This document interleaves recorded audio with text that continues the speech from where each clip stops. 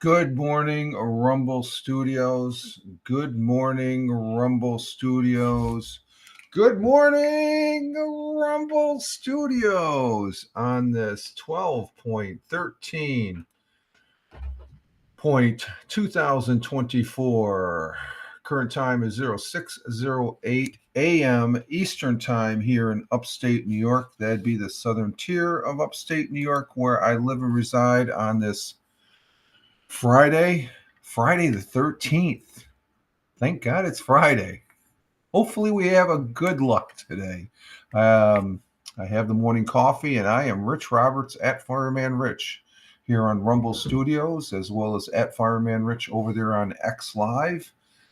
And we're broadcasting to X Live, which we're up and okay. Oh, this coffee's good. Okay, we got X Live. Bugs over there wrestling with the. Let's see, creative dashboard. What's that? Okay. What are you playing with, Buggy? Huh? Bug is all that. Good morning, Tina. Coming in from New Jersey. How we doing? She's just an acrobat here and stuff. It looks like, yeah. She's just good morning, Tina. Coming in from New Jersey. And hope all is well with you this morning. Get your coffee, girl, and we're ready for a rousing Friday morning of we'll see what comes. Coffee is tasting really good this morning. Oh man, that's good. And it is chilly out, folks. You can see I got the shades down. Forgot to turn the light on though. That was the one thing I forgot this morning. There's always one thing I forget. That is good. But we are getting our day started here with the hashtag positive start to the day, hashtag PSTTD. We got the morning coffee going. And another day, I'm waiting for surgery. Clout port again. Oh, okay. You got to take care. Okay. Well, that's usually the case. You schedule for surgery, and they say how long you're gonna have to wait there, Tina, for surgery. Do they have a time frame? Or do you have a date? Or are you waiting for, let's see, another day I'm waiting for surgery. No, you don't have a date yet. Oh, you'll get it soon. That's usually the case. I remember the one and only surgery I had was to take my prostate out. I'm a cancer survivor. Luckily, thank God. And, it was caught early and it was contained. So it seemed like once I got diagnosed, there was like a domino effect. I had to get my body scan to check the bone marrow to see if it, if it extended outside. It didn't, just to make sure. And there was some other things. And then it was almost a month and a half. It's emergency. It must be done. It has to be done today. Ooh, okay. For clouded clot port. That's for your dialysis, I take it. So, wow. Okay, I hope you get that phone call here. You need to give them a call and say, hey, get away from the coffee machine. Start getting back to doing the job. As far as that goes, okay. Our prayers will be with you today, Tina. As far as that goes, now, I'm not gonna go into. I don't want to ask any questions. Okay. Yes. Okay. Lots of laughs. Okay.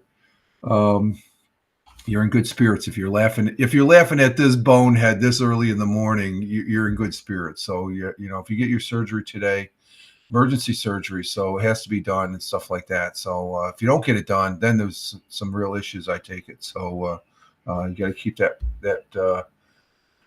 port clear so it can do what it's supposed to do as far as that goes. So but it doesn't feel that cold here in the house, but it's cold outside.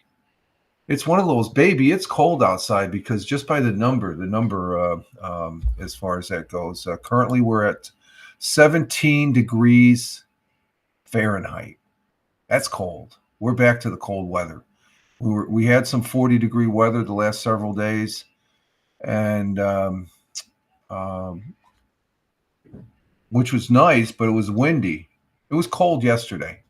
So that was what? Yesterday was Tuesday. So Sunday and Monday were gorgeous. They were 40-degree weather, a little bit of wind and stuff. And I did go for a walk yesterday. The missus did. She did grocery shopping, so she walked around the grocery store. That's a lot of walking. But I did go for a walk. It was cold. I bundled up. I'm gonna probably have to bundle up today. If anything, we'll walk the lower back nine. We walked the back nine of the golf course. It's about a 23-minute, about a 21 to 23, 24-minute walk. And then we have a hill. I did the hill yesterday. I was going to skip, and I said, oh, hell, I'm by myself. I might as well do the hill as far as that goes. And, you got 29 in New Jersey. Doesn't feel cold. I'm not sure about the wind. I can't see outside, but my garage outdoor light isn't going off and on. Usually when it's windy, the leaves are blowing and they'll go on and off. That wasn't the case. So I don't think it's that windy, but yeah, it's 17 on the thermometer here. That has the sensor on the front porch, the north side of the house here, which equates to minus 8 degrees Celsius. That's cold. That's cold. It's cold. Baby, it is cold out today.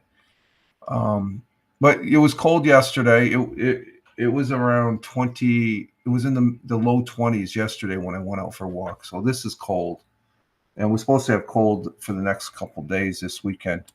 As far as that goes, and just to see that number, it just makes me feel colder.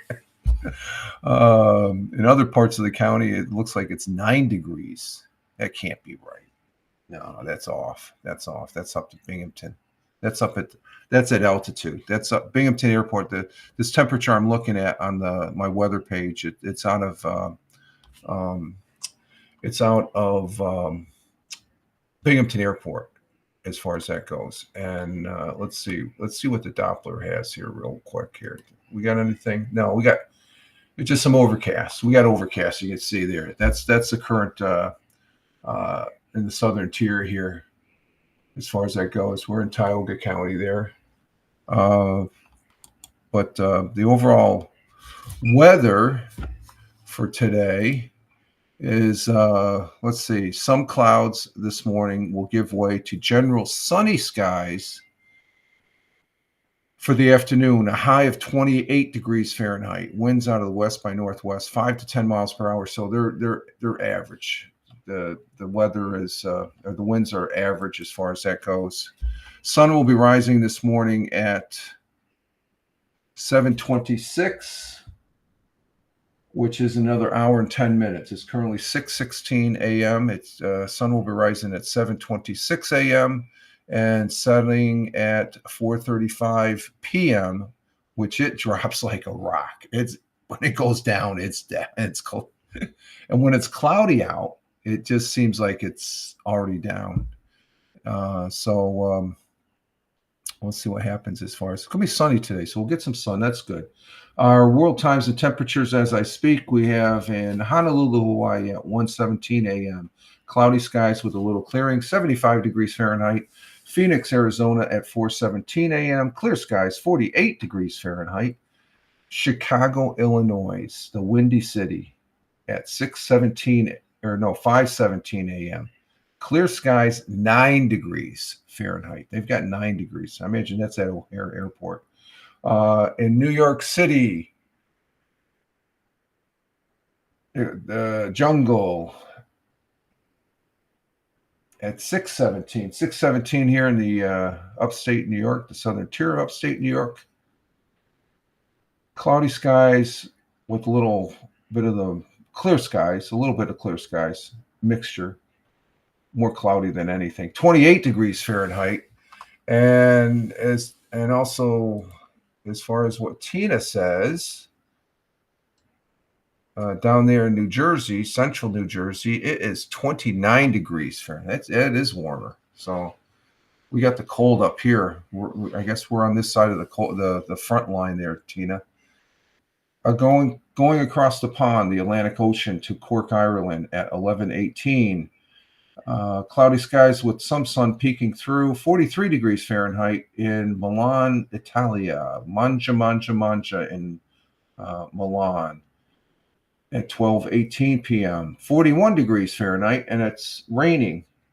Maybe it's a mixture. It's not blue. It's white. Maybe it's a mixture. It can't be. Not at 41. That's about freezing. It's raining in Milan. Skipping over to Kuala Lumpur at 7:19 p.m. Clear skies, 82 degrees Fahrenheit in Tokyo, Japan, and 8:19 p.m. in their evening. 43 degrees Fahrenheit with cloudy skies. And down under on the great continent of Australia, the great country of Australia, and great friend of Australia that the United States really appreciates. And Melbourne, Australia at 10:19 p.m. 63 degrees Fahrenheit, cloudy skies with a little clearing in Sydney to the east at 10:19 p.m. in their evening, 75 degrees Fahrenheit, and also cloudy with a little clearing. And those are our world times and temperatures as I speak. Of course, yeah, we've got another week. I think it's the 21st is the first day of winter. Let me see. First day of winter. First day of winter. Yep, December 21st at 4:21 a.m. according to the Old Farmer's Almanac, which I almost bought one of those.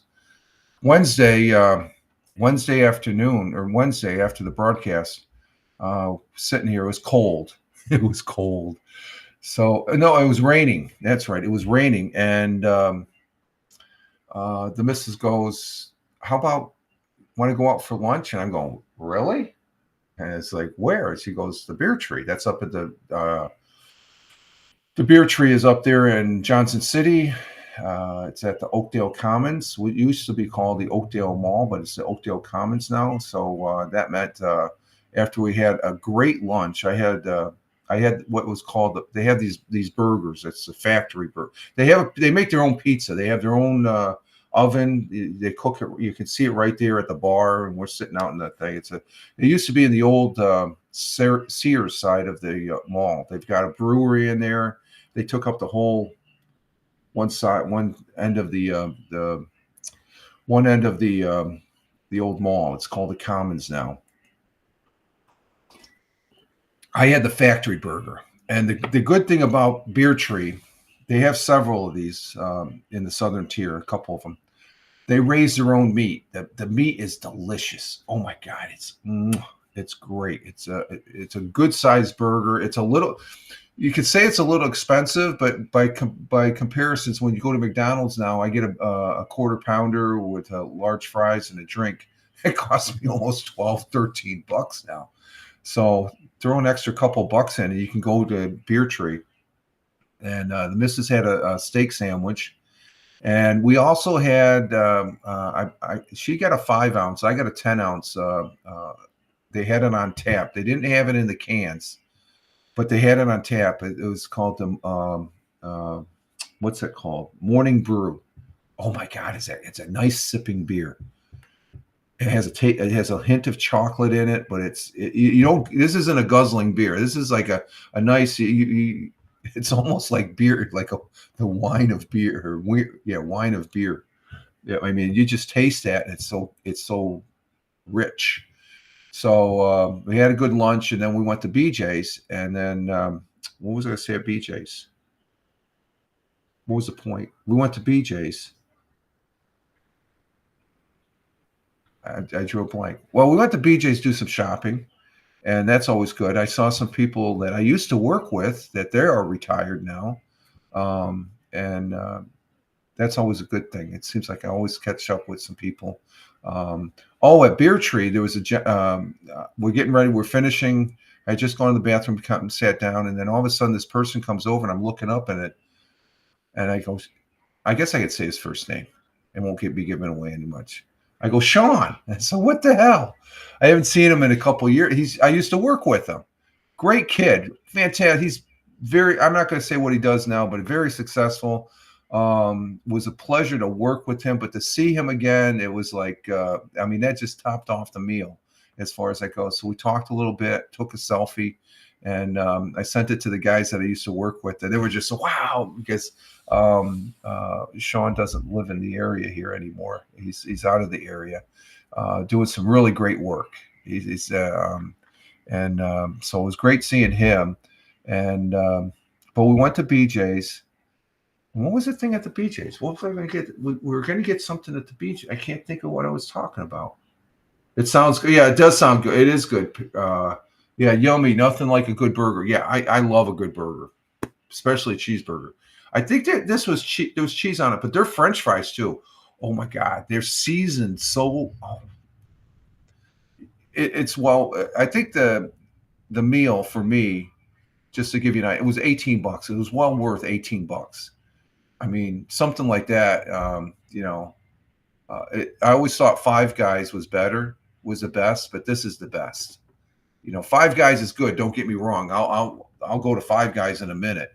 But what's that? Yeah, I'll go anywhere. The missus says. What do we get at BJ's? I'm trying to think of why we went to BJ's. We went there. Well, we're up there, so why not go there? So we went there. We got some things and stuff like that. So it was a nice trip Wednesday, and we didn't walk. We did enough walking around BJ's there and stuff like that. So, so I came home. We took a nap. Did I play some? No, I didn't play any PUBG Mobile. I think I ended up playing some Lord of the Rings now. I guess Lord of the Rings game. I got to play some today. Maybe I might be broadcasting later Lord of the Rings because they've started our Yuletime festival, and that's part of my Christmas tradition is to play that. I've got my character there, and there's some quests. So you might be looking either later today or tonight. Maybe I'll have to check it out and stuff. But it was just for a rainy day. It was a great day, I guess, is what I'm getting to as far as that goes. We're just going to sit here. It's like, oh, okay, let's go to, because we hadn't been up there for a month. So we went up there and had lunch, and that's always great having lunch up there. It's a great place. I mean, it's a great place to have a good meal. Like I said, a little pricey, but the waiters and waitress up there are fantastic, very friendly, very attentive. The food, it was pretty crowded too. We usually get there when we go up there. We usually get there about 11 o'clock, but we ended up getting up there about maybe just a little before 12, and it was we got there just before it started coming in the lunch crowd as far as a pack house. So that was fun. Then yesterday we just sat around and relaxed, but I did go out for a walk, which was good. I felt pretty good going out for a walk. Okay, let's go ahead and scratch the local weather here and go to our thought for today. Our thought for today comes from Mark Twain. I love him. He's my favorite author. Or one of my favorite authors, J.R.R. Tolkien, but Mark Twain is right up there with J.R.R. Tolkien. Great American writer and humorist. Samuel Longhorn Clemens, known best by his pen name Mark Twain, was an American writer, humorist, and essayist. He was praised as the greatest humorist. I guess he joked around a lot. The United States produced with. He was called. Mark Twain was called and known as the father of American literature, and a great American, a great friend. I always have to say to Ulysses S. Grant, and I think Mark Twain probably knew Abraham Lincoln back in the day. So his quote and our thought for the day goes as follows: "A man cannot be comfortable without his own approval." And that could be, you could put person in there, seeing that we are politically correct these days. A person cannot be comfortable without their own approval. You have to approve yourself. And what it is that quote is conveying conveys the idea that self-acceptance is a key factor. Yourself factor in personal growth and comfort. And it suggests to people people can't be comfortable unless they understand their reality and choice to like themselves. You got to be able to like yourself, even with their imperfections. We all have imperfections. Nobody's perfect. And and that is important. Yes, Tina, that is important. You have to, it starts with you first to like yourself.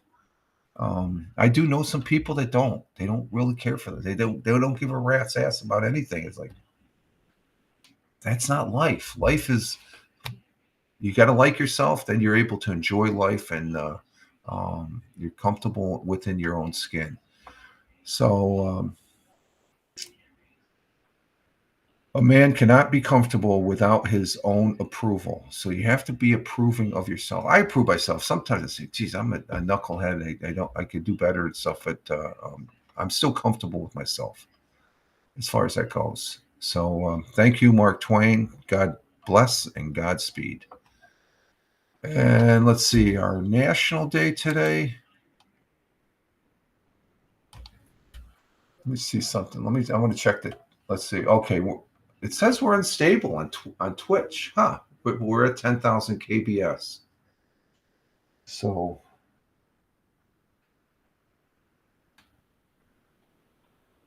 now we're at 720p, 60 frames per second. So it must be the internet. Picture looks good. Let's see. Our national day is, let's see, today's the National Guard birthday. Thank you for your service, all those that serve in the National Guard. National Salesperson Day. I can't stand salespeople, especially the pushy ones. If the one's just sitting there waiting for, hey, can I help you? No, okay. But if they're available, then, you know. Let's see. National Violin Day. Okay. National Day of Horses. Okay. Pick a pathologist day. What the heck? Did you see what I sent you? I spent a lot of time here. I spent a lot of time here. Did you send me other thing? I saw the direct message that you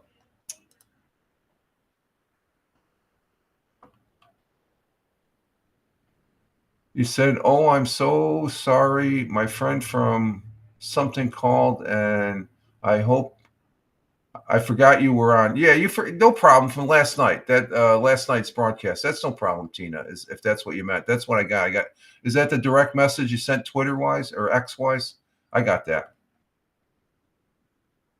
Oh, did you see what I sent? I spent a lot of time. Yes. I got an ad bandage from oh. Oh, you got an ad bandage from Twitch? Oh, you did? Okay. I think it's because I guess I don't know what that ad bandage is. So, oh, let me see. Did you get one? Let me check it over here. No, I don't see it on. Oh, are you Prime now? You don't see ads? Do you still see ads, Tina? I got you as a Prime. Did you pay for Prime? Yeah, you did pay for Prime. I just noticed that. Did you see what I sent you? I spent a lot of time here. Oh, we went over the wrap. Yes, you are one of the top people that are here, along with Tony. Big Juice had two accounts, but it wasn't the account he's been using recently here, and somebody else. We went over that the wrap. That was with the end of year thing for that Twitch does. Yeah, you're one of the you do spend a lot of time here. It's okay, and I appreciate it, Tina. I do. I went over that wrap at the end of yesterday's broadcast when you had left there and stuff, so you could see it on the end of yesterday's broadcast. I went over it, but yeah, you're in the wrap, so I appreciate that. I do appreciate that very much. Let's see, we have the one I guess we're going to go with. Today is National Cocoa Day. Who doesn't like, especially this morning? It's cold out, so a good hot cup of cocoa. I don't know if we have any marshmallows, though. We do have some cocoa, though. Let's see. December 13th ushers in the celebration. Ushers in the celebration worthy of winter holidays with National Cocoa Day. What better way to warm up after a cold day outside? Well, the beginning of a cold day, not after a cold day. Hashtag National Cocoa Day. We make hot cocoa with cocoa powder, heated milk, or water and sugar. However, Americans often use hot cocoa and hot chocolate interchangeable, sometimes causing a bit of confusion. There is a difference between the two beverages. We make hot chocolate by using ground chocolate containing cocoa butter. We mix it with hot milk and drink, and it is drinking chocolate. We make hot cocoa with cocoa powder. We produce a paste called chocolate liqueur through the fermentation, drying, roasting, and grinding process of cocoa beans. Through another method, the separate cocoa butter, leaving cocoa powder. So we separate the cocoa butter, and that leaves the cocoa powder. We use the cocoa powder to make hot cocoa. The results has very little fat or calories. So I didn't know that either, Tina. That's pretty interesting. Well, I sort of remember after read there is a difference and stuff like that between the two, as far as that goes. So we're not going to go. There's the Mayans there. They're the ones that credit with creating the first chocolate beverage back in 2,000 years ago. So it's hashtag National Cocoa Day, and so let's see. Just so you know, we're broadcasting on Rumble. Of course, we have one person on Rumble. We have one person on Locals. Nobody on YouTube. We got two people here on Twitch. One of them being Tina, and over on X Live we have how many people we have on X Live? We have no viewers on X Live, so it's people are sleeping in on this Friday morning. As far as that goes, we look pretty good on X Live. That's pretty good. And we also have the people listening on the audio replay, the audio pod that is posted up after the fact over there on Spotify for creators. So I greatly appreciate that. And as well as the replays for those that are watching on the various live streaming platforms that I post on here. Rumble, Locals, YouTube, Twitch, and X Live. It's 1, 2, 3, 5 of them now. I'm sticking with those 5. I'm not going to go. I'm not looking at. I don't even want to look at Kick. I guess Kick is just. It's not to my liking after the last couple times I used it. The experience wasn't good. And then Facebook, I'm going to wait till next probably Monday. I'll try it again. As far as that goes, to see if it connects and such. So today's National Cocoa Day.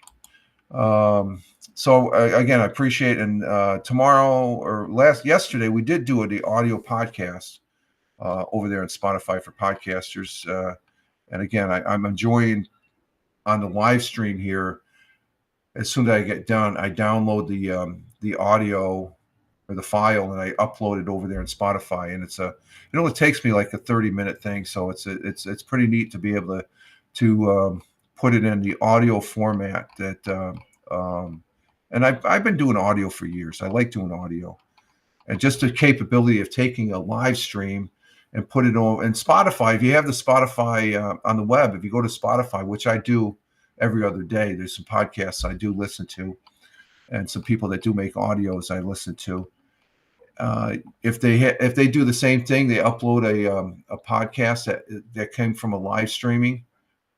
You can watch it on Spotify also. So, but yesterday we talked about billions of people could benefit from the breakthrough in desalination that ensures fresh water for the world. Water is very important, and explained the normal process is going through these membranes, and the drawback is you got to clean these membranes, and that debris that's cleaned out of the membranes that separates the salts and stuff like that to get the fresh water is pretty nasty stuff.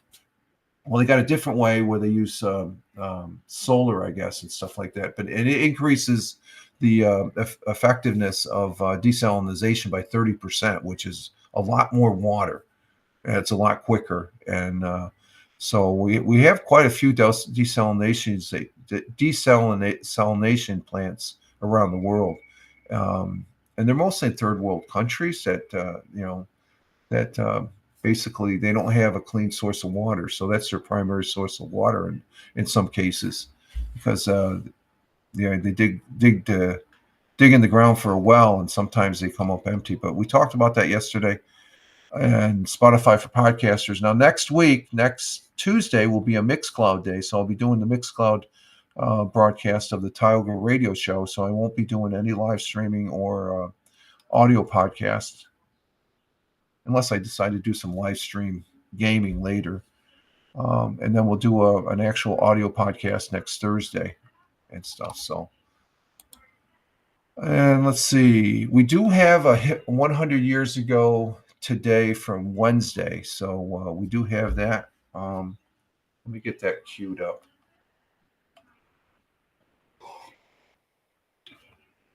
And we'll do the history after that. Maybe I might go get a cup of coffee. Yeah. We'll finish with the history first here. Let's see. Let me bring it up here. So we got it. No, we don't need that. We need this. Okay. Oh, there it is. We got to take the text off, and then we go here, and let's see. Let me queue up 100 years ago for we haven't had it. Probably because Roger Luther isn't available. I think that's the impression I get. Is why we don't. I got to get rid of that one. And okay, let's try this again. And 100 years ago.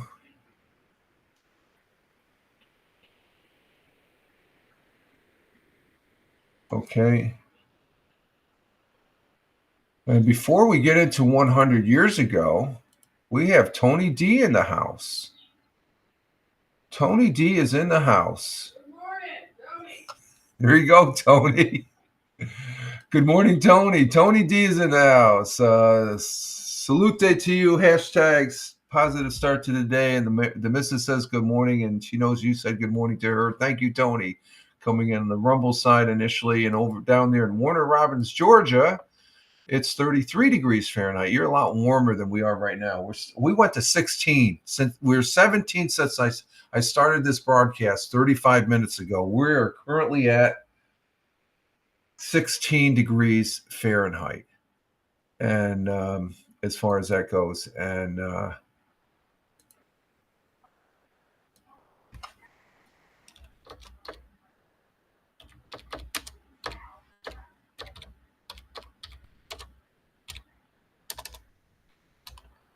that's not what I want. I want this first.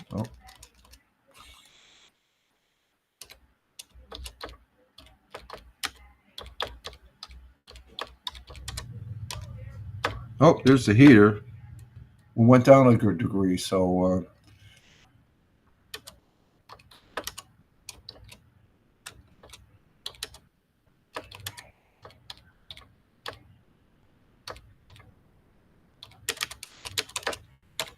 okay, we're standing by for the ads to finish over there on Twitch. Okay, let me get this set up, though. I can still get this set up for 100. But 33 degrees down there, and Tony saying hi to Tina on Twitch, and Tina saying good morning to Tony on Twitch, and Tony is. I got one person on YouTube, and I can see Tony up on the counter over here. I see on the counter. So thank you very much, and we're standing by for. I got an indication. We got the ads going right now. So what's that? What's going on with that? So,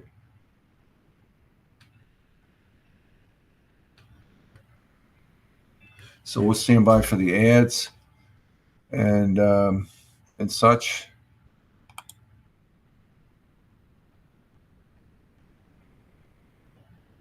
Standing by for the ads. And I got to get this set up. Let's see what we got here. Okay, we're all set up for 100 years ago, but I just want to wait for the ads to finish.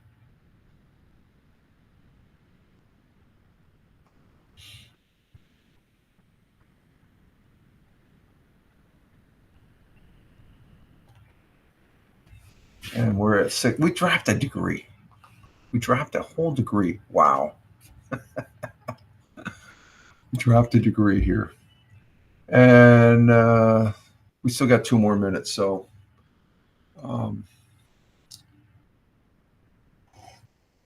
you know what? We got 2 more minutes. I'm going to take a break now to I'll refresh my coffee, and I will be right back, folks. So let's go ahead and we'll stand by, and I'll be right back.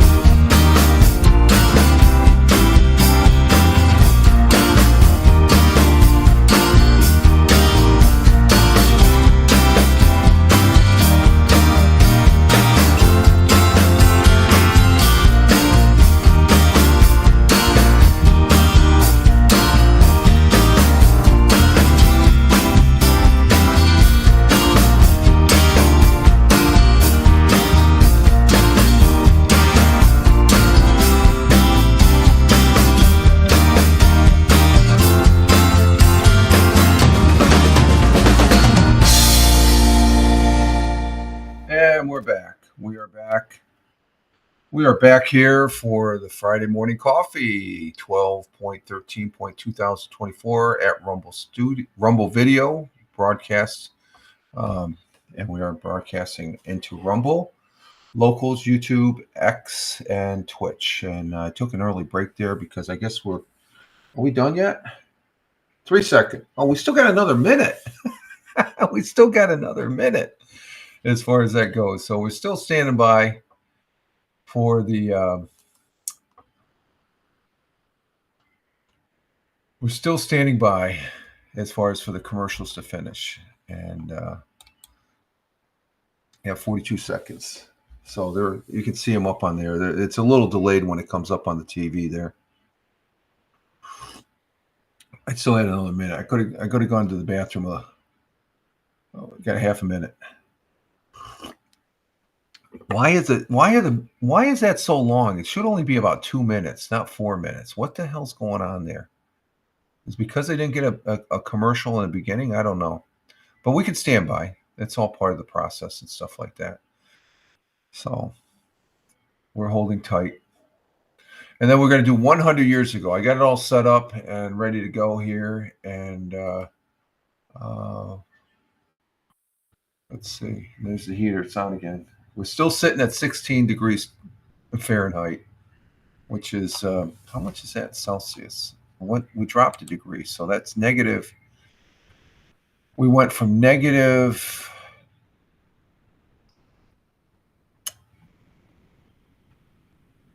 Let's see. We went from negative. Let's see what we went from. We had negative at 17. It was -8. Let's see. It's 16 degrees. Let's see. 16. No, I don't want that. 16 degrees.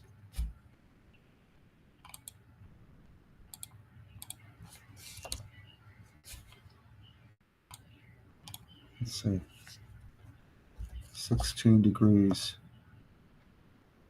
That's still -8. I guess it doesn't really go down that much. Okay, I guess we're back from the ads. Ads look like they're over with, so we're going to go ahead and do 100 years ago as far as that goes. And let me make sure this is up. Okay, we got the volume up. Okay, and I'll shut my camera down just for the first minute or so. And here we go, 100 years ago from Wednesday, December 11th.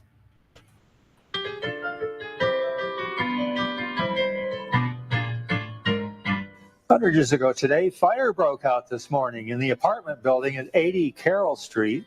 Fire started under the stairs on the second floor and swept up the stairway, trapping 7 people on the 4th floor. Firemen were able to rescue 6 of them by ladders, but 1 man was seriously injured when he jumped from the 4th floor. The school at Union Center was closed today for 2 weeks as a precaution against the smallpox epidemic. The Southside Fire Station at Johnson City has been used for the last month as a detention area for people suspected of being exposed to smallpox. And finally, letters have been sent to families and friends of the 2,800 patients at Binghamton State Hospital, asking them to remember their friends at the hospital with gifts for the season. And that was the news 100 years ago. So we had a big fire 100 years ago. Swept to the 2nd floor. You know, oddly enough, and I didn't see this. When we get into our news articles, I've got like 4 news articles that pertain to the fire department. So this is interesting. 100 years ago, fire broke out in the morning apartment at 80 Carroll Street. The fire started under the stairs, so something was going on there. Maybe somebody was smoking underneath the stairs on the 2nd floor, swept up through the stair. Well, that's usually the case. If fire starts in a stairwell, it's like a chimney. It just shoots right up. Firemen were able to rescue 6 people, six of them by ladders. So they had the ladder that they couldn't go in. So their means of egress through the stairwell was completely consumed. 1 man was seriously injured when he jumped. Yep, I guess you're going to jump from the 4th floor. Jeez Louise. I was thinking about the fire. Yeah, that's the one that comes to interest to me as far as that goes. But the most important one is, the 100 years ago, they're still reminding the people. I don't think they do that these days. We have so many patients in hospitals that they get overlooked sometimes. That people that don't have family and stuff like that. I think that for the most part, hospitals try and help out and accommodate that to a certain degree and stuff like that. But so we thank Roger Luther, for 100 years ago. We always like that. What else happened here in history? It's always fun listening to that. That's always a good piece. I enjoy that. I probably enjoy it as much as you guys do out there in the audience and stuff. And um,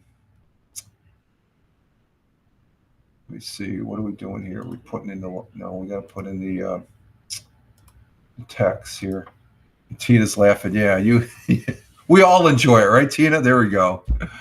Let's see. In our history, rest of our history here, as I took an early break here, so I'm pretty good to go here. Actually, it's still dark out. Still dark out. Still dark. Let's see. Oh, this gentleman is in the news. He's out there in Malibu. The fires, the wildland fires. He, and I'm talking about Mr. Dick Van Dyke. He's a great American actor.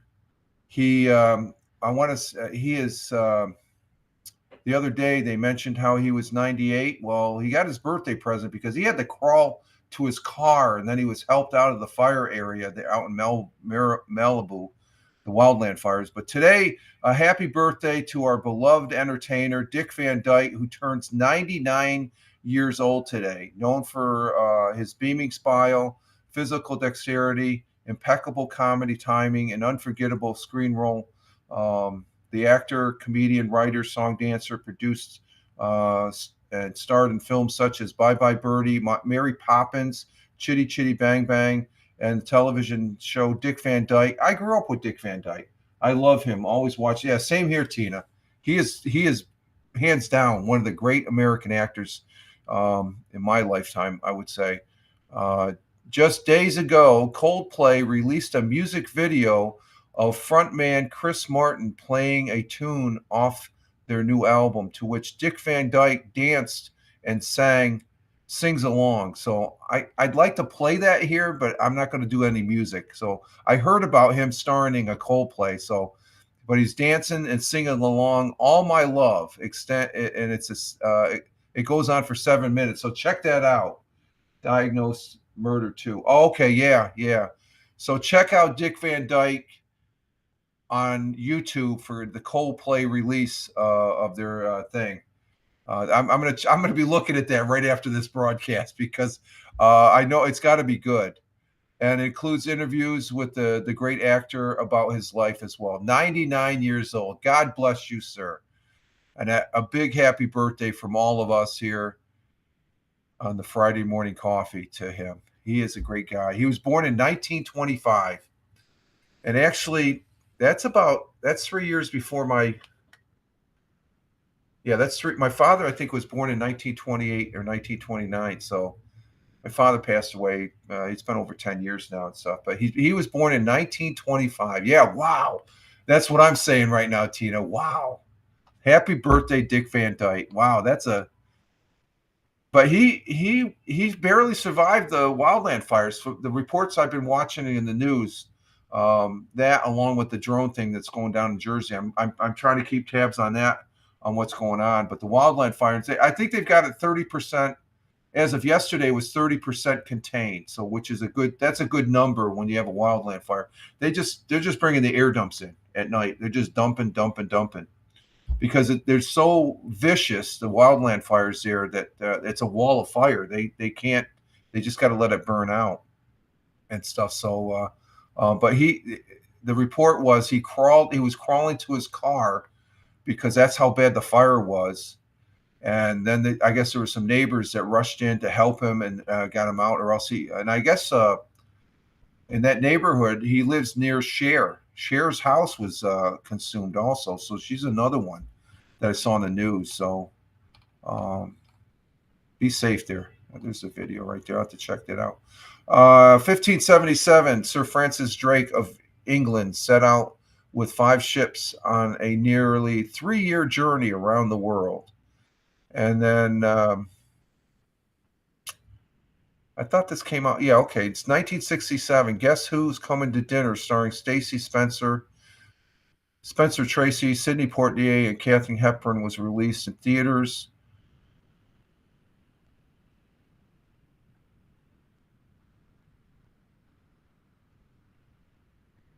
depicting interrelational marriage in a positive light, something that was still illegal. Oh, okay. It was still illegal in 17 states. Jeez.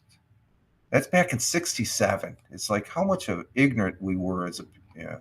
Let's see, 1974, Malta became a republic. That's an island that sits right there. If you know where Italy is, the boot, and Sicily, it's right down between that and the African coastline, the North African coastline. Malta, very important strategic point for the British, and they got the crap bombed out of them by Germany during World War II. But let's see. The European Union said it would add new members: Cyprus, Czech Republic, Estonia, Hungary, Latvia, Lithuania, Malta, Poland, Slovakia, and Slovenia back in 2002. And I think since then they've, I think the Ukraine is part of the European Union. The thing about the European Union, I don't think a lot of people realize this. They have a president, okay, just like we have a president here in the United States, and the people elect the president here in the United States, okay. There's a popular vote, and that popular vote gets calculated into the electoral vote. Okay, so it's a good process. I don't want to go into detail on that, but it's a good process. One time I was against the electoral college, but it's a fair way. Okay, it's very democratic and stuff like that. Without going into detail, once I found out, when you look at it in the great scheme of it, but we elect our president. The people elect it. Okay, the people speak, and the people, and that's what happened this election. The European Union, you got all these countries, and you would figure the people of those countries vote for the president of the European Union. They don't. They get a representative, and I don't know how it counts as far as we get one country that's bigger because there's one country that is more, is richer than other countries. But it's a secretive vote.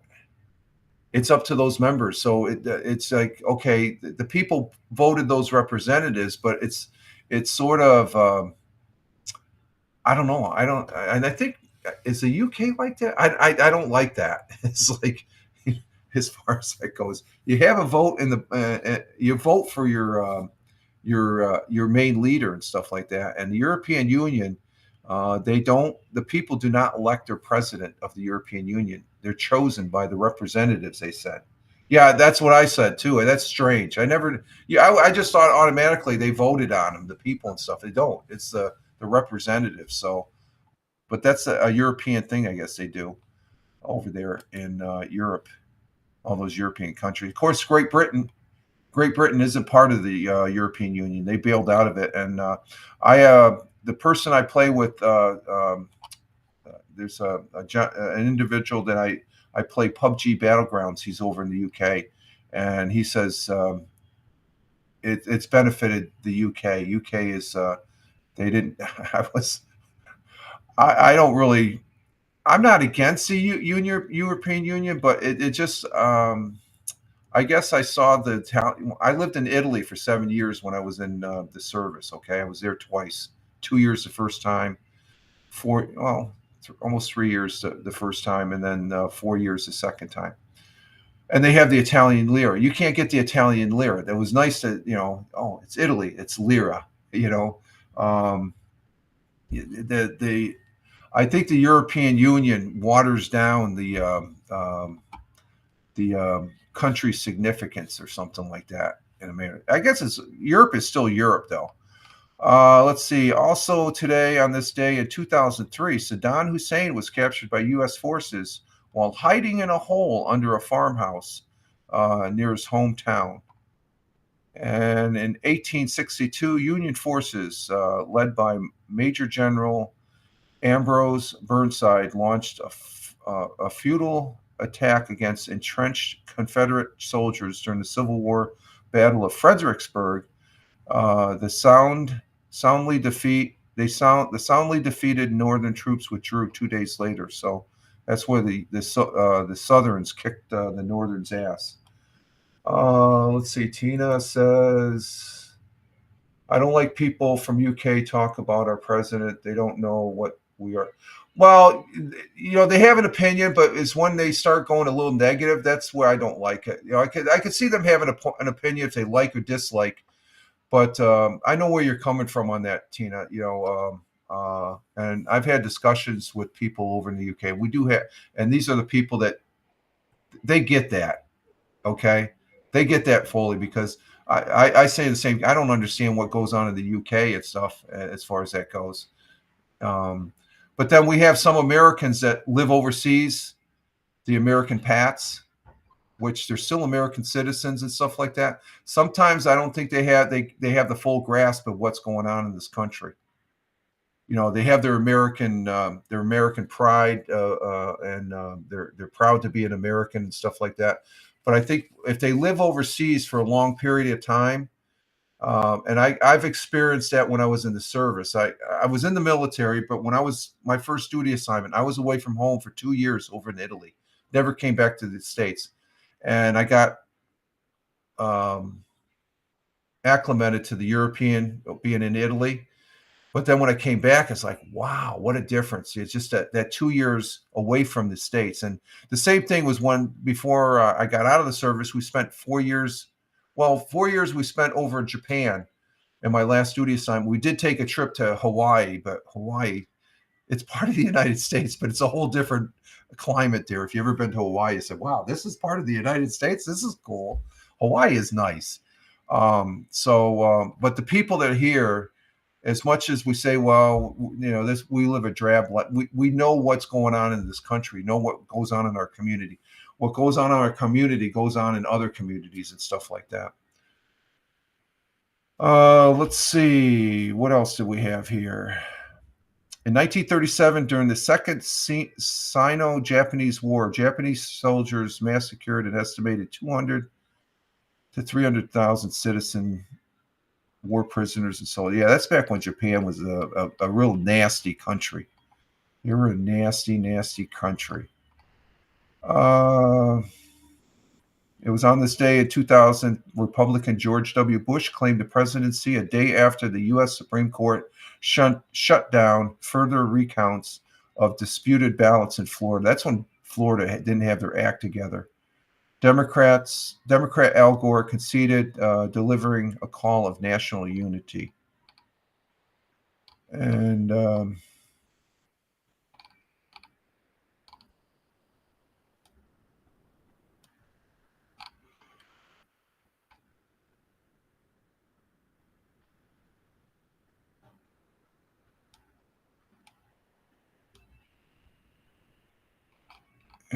what else do we have? Do we have anything else here?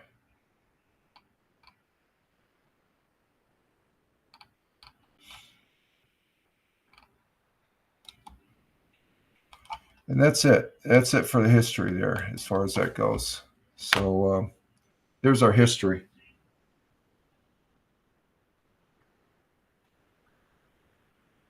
Let's see. Tina, you still there? Oh, you would say you're still there. I don't see Hal yet. I think he's running a little late, I think. Let me check the Hal Massa. He usually broadcasts on a Friday on Twitch. Oh, he's not on today? Why isn't he's not on? He's got something he's doing today or what? We got 4 viewers on X Live. Thank you very much for the viewers on X Live. Greatly appreciate it. 1 person on Rumble. Thank you. The 1 person on Rumble, 1 person on Locals. Nobody on YouTube, but 2 people on Twitch. So he's not on today. Okay. I see Jim Figerty. Oh, Harley Viper's on too. I haven't seen her in a while. She's over there in the UK. She's a young lady that's a good broadcaster. Our good friend Liam, Jim Figerty's on too. He's on the Twitch side. For those folks that are watching and the people that are listening on the audio side on Spotify for Creators, I used to just be on Twitch, and then I would put the replays. I'd post it up on the various posting platforms like X and stuff like that. I didn't really multicast. He no longer on Twitch or X. Really? Why is that? Whoa, that's interesting.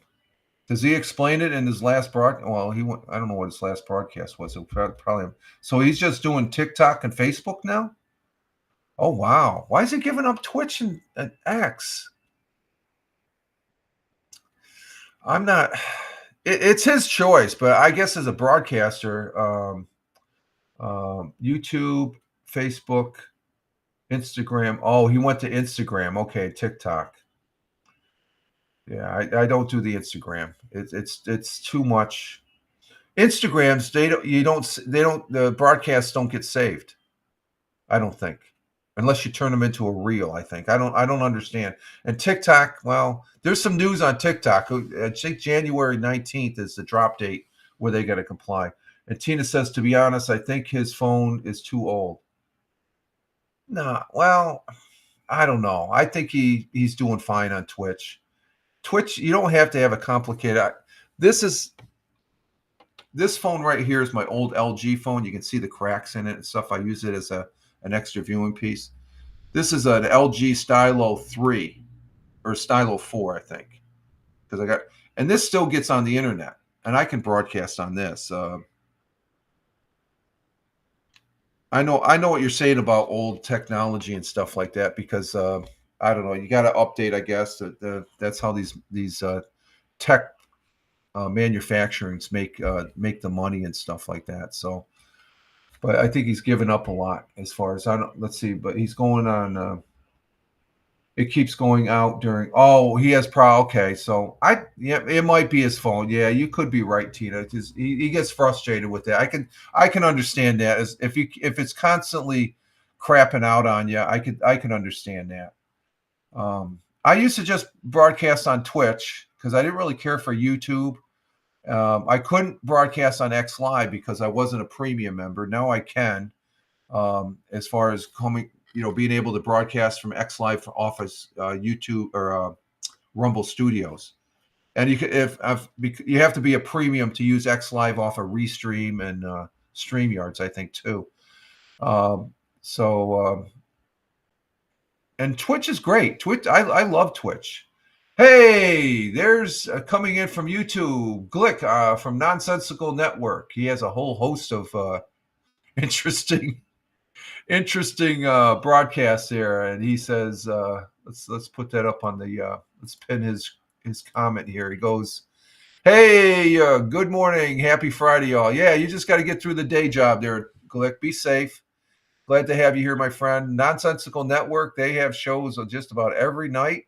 I popped in on after our Let's Talk Football broadcast on Wednesday, and you guys were talking about the drones there and stuff like that. And I've been following that story, Glick. I'm keeping tabs on that story right now. No, I'm just surprised somebody knows something. They're just not fessing up. But one of the things yesterday I was watching, it was on Fox, the guys that are on the morning show there, Steve Ducey, Peter Ducey's, Steve Ducey's okay. His son, Peter Ducey, I love. I like. He's a great. I like his broadcast, his reporting. But Steve Ducey, he made a comment about the drones, and I said, man, he doesn't know what he's talking about, because he says, oh, these drones that are flying down in New Jersey, they're illegal because you have to have a line of sight. And I fly a drone recreational. I haven't flown it in a year and a half to 2 years. I showed it yesterday. I put it away. But that line of sight is for recreation. These people that are flying the drones, I guarantee you, they probably have a license from the FAA. And on the side of these drones, if they ever get a clear picture, they're at night, but there's supposed to be a tag, their FAA number. Now, if they don't have that FAA number, it could be illegal and stuff like that. Let's see. Glick says, it's cold and I'm going to hide in my office all day. Okay, good thing. Just do TikTok. I know you're a big TikTok guy.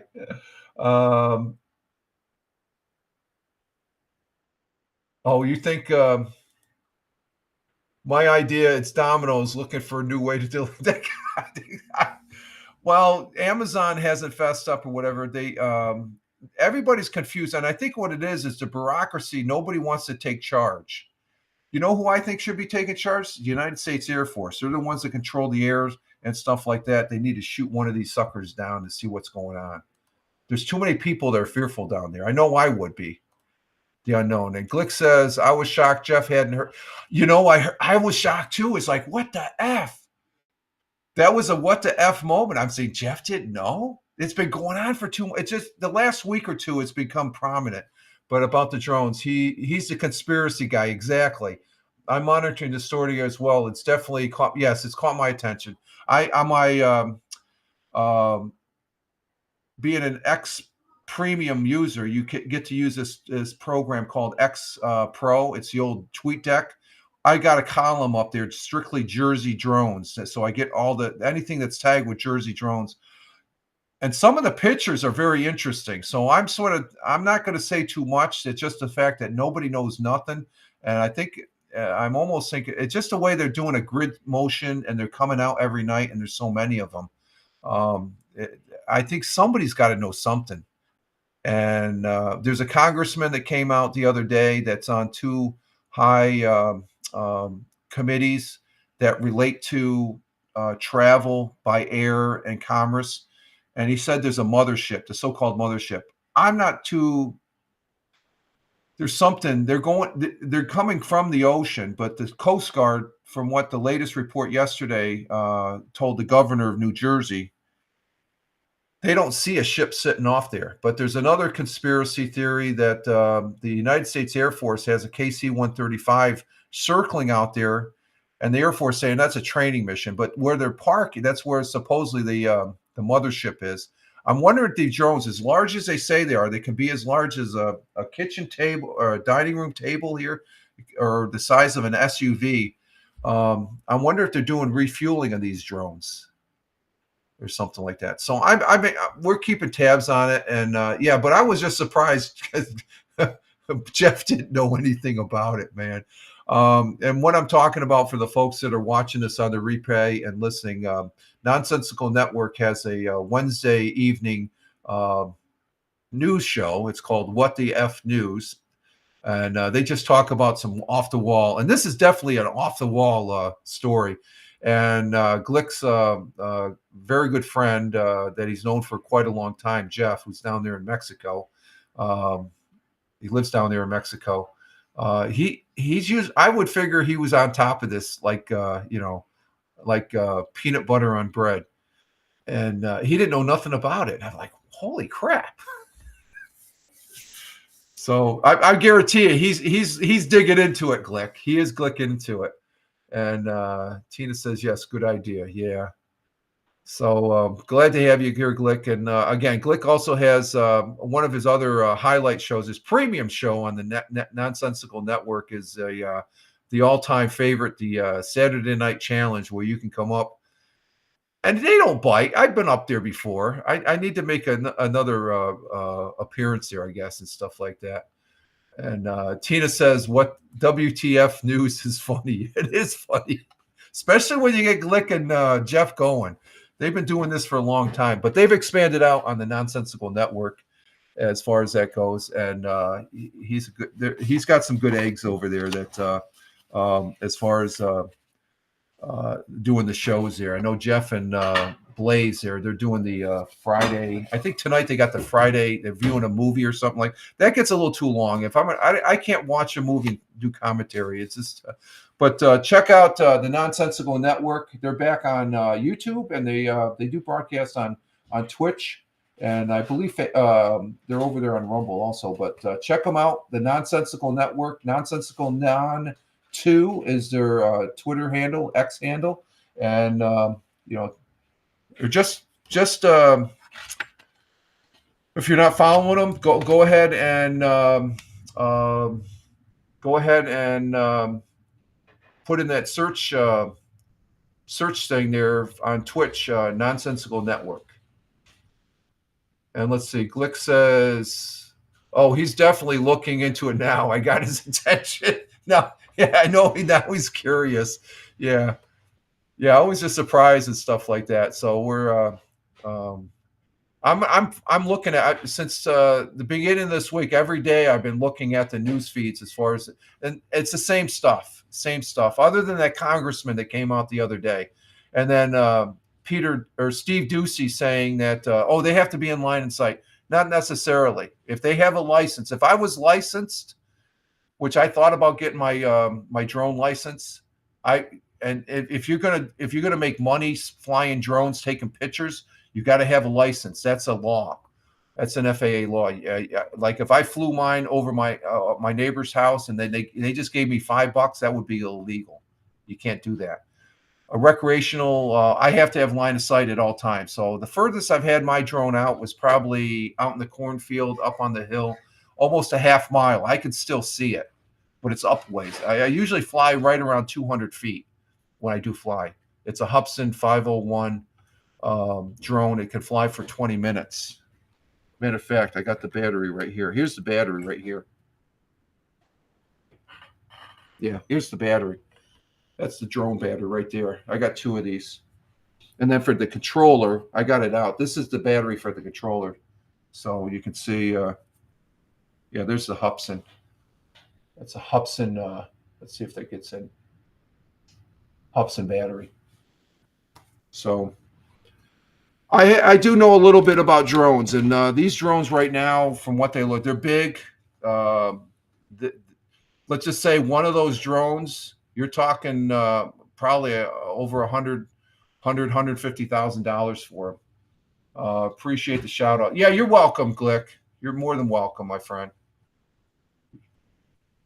So I hear the shout outs for me too. So, just returning the neighborly,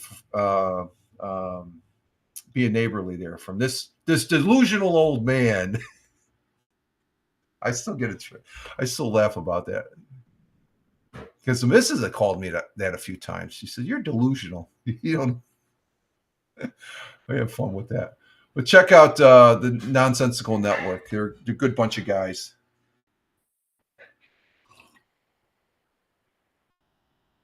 And Tina says, I have to watch Glick Wednesday after you. Yeah.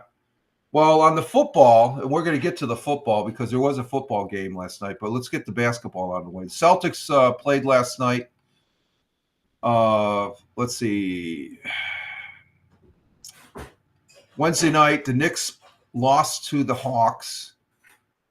And then last night, the Celtics beat the Pistons. So today, going into the weekend, the Nets play the Grizzlies tonight at 8. And let's see, Saturday, there's only 2 games Saturday. Wow.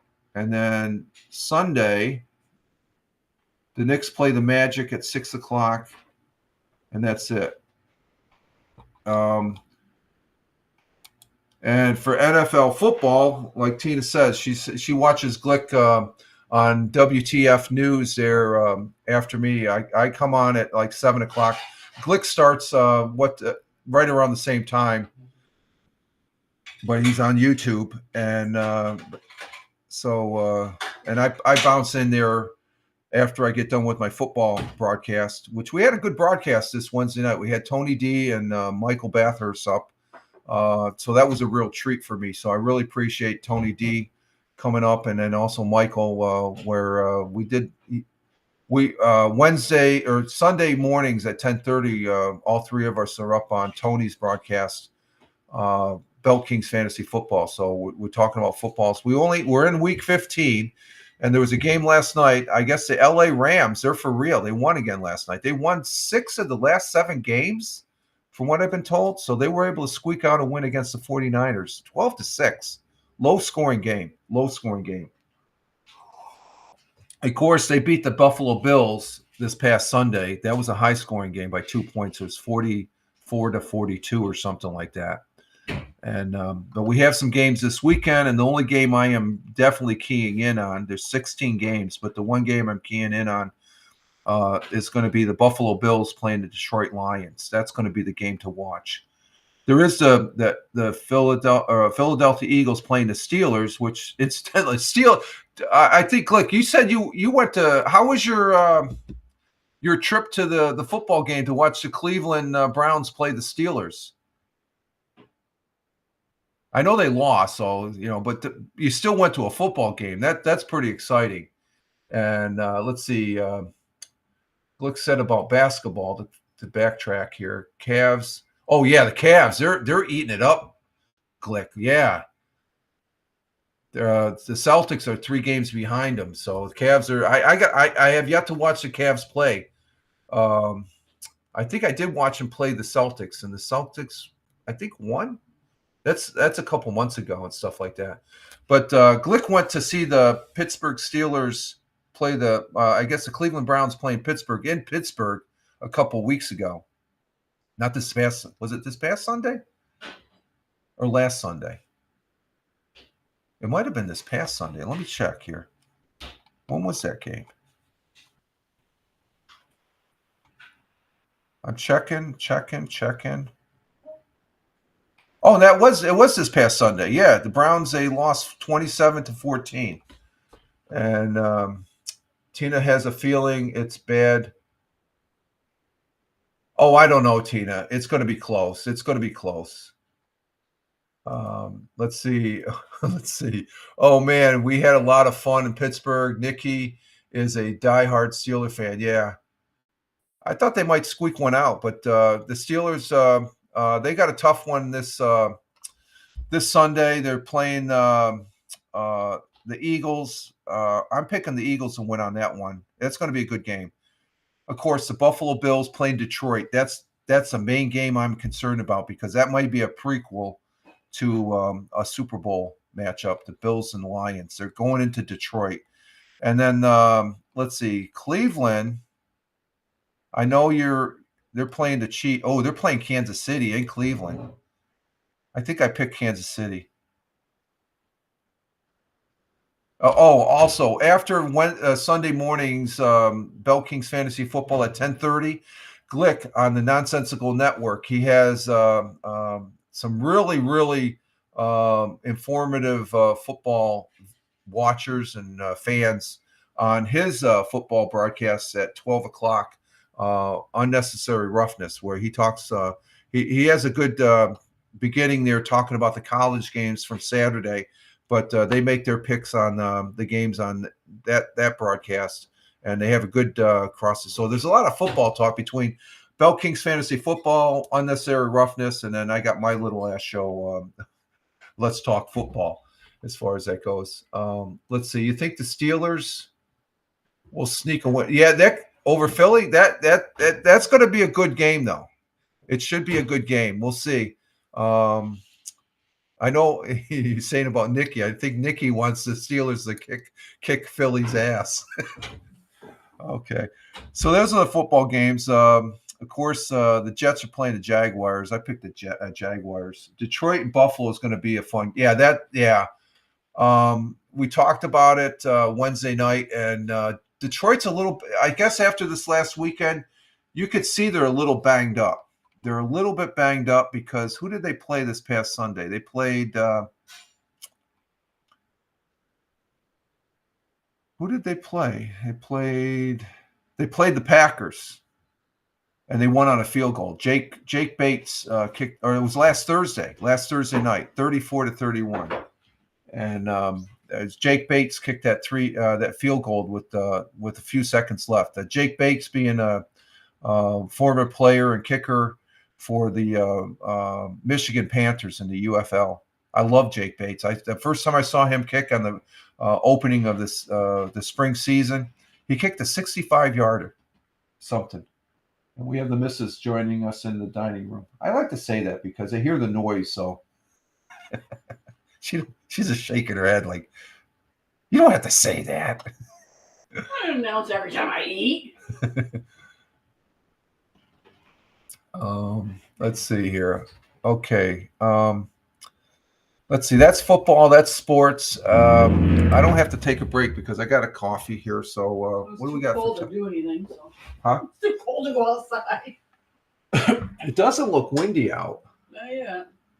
But it's like. Oh, it went up a degree. It started at 17. It dropped a degree and it went up a degree. Okay. Oh, wow. Okay, let's see. I do have some stories here. Let's go ahead and get to the stories here. And they're all fire related. Okay, I'm an ex firefighter, as you most of you all know that you've been here quite a few times. You know that. For those people that are watching on the replay and listening on Spotify, for creators there on the audio side, I'm an ex firefighter. I hung up my bunker gear, my fire coat and helmet. It's been what, 10 years since I dropped out of the local fire department. Yeah. Oh, more than that. Yeah, maybe more, maybe 15 years I've been out. I do still pay attention to when they're responding and all that. And but this first one, there's a pallet company. This is the 12th. This was this Thursday that this fire took place. And let me get this set up here. And I got, I thought that was in Fox 40. Okay, no, okay, we'll go with, you know what, we're going to go with the Fox 40 because we're still on Fox 40. So let me turn this off, and we're just going to go one into the other. Okay, so let's see, turn that off, and then we'll bring this up. And this is the fire that we had. There's a pallet company destroyed. I'm sure this was a pretty good size company, so there's a lot of people out of work, in a manner of speaking. So we'll go ahead and listen to this one. County business is destroyed after an early morning fire in Binghamton. The Broome County 911 Communications Center says the call came in just before 2:30 a.m. for a fully involved building fire at 410 Castle Creek Road, the site of Quality Pallet Company. No injuries were reported. A Fox 40 reporter at the scene says flames were still burning mid-afternoon. An acquaintance of the business owner had this to say. I've been doing business with him and the people before him here for over 30, 40 years. But, you know, what we're looking at doing is see if we can set up a GoFundMe page for him. And also Monday, I'll meet with our lodge and see if we can donate some money to help him get rebuilding and see if we can do something to help him go.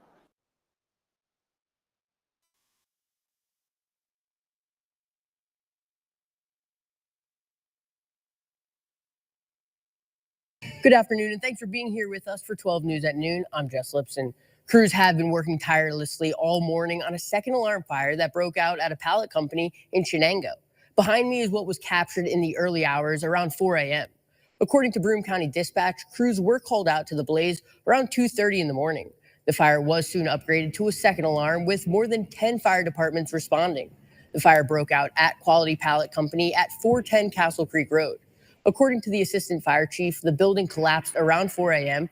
There were no injuries. Around 9:30 a.m., crews were still putting out flames, but the fire at that point was under control. We're still learning details, so stay with us throughout the day for updates.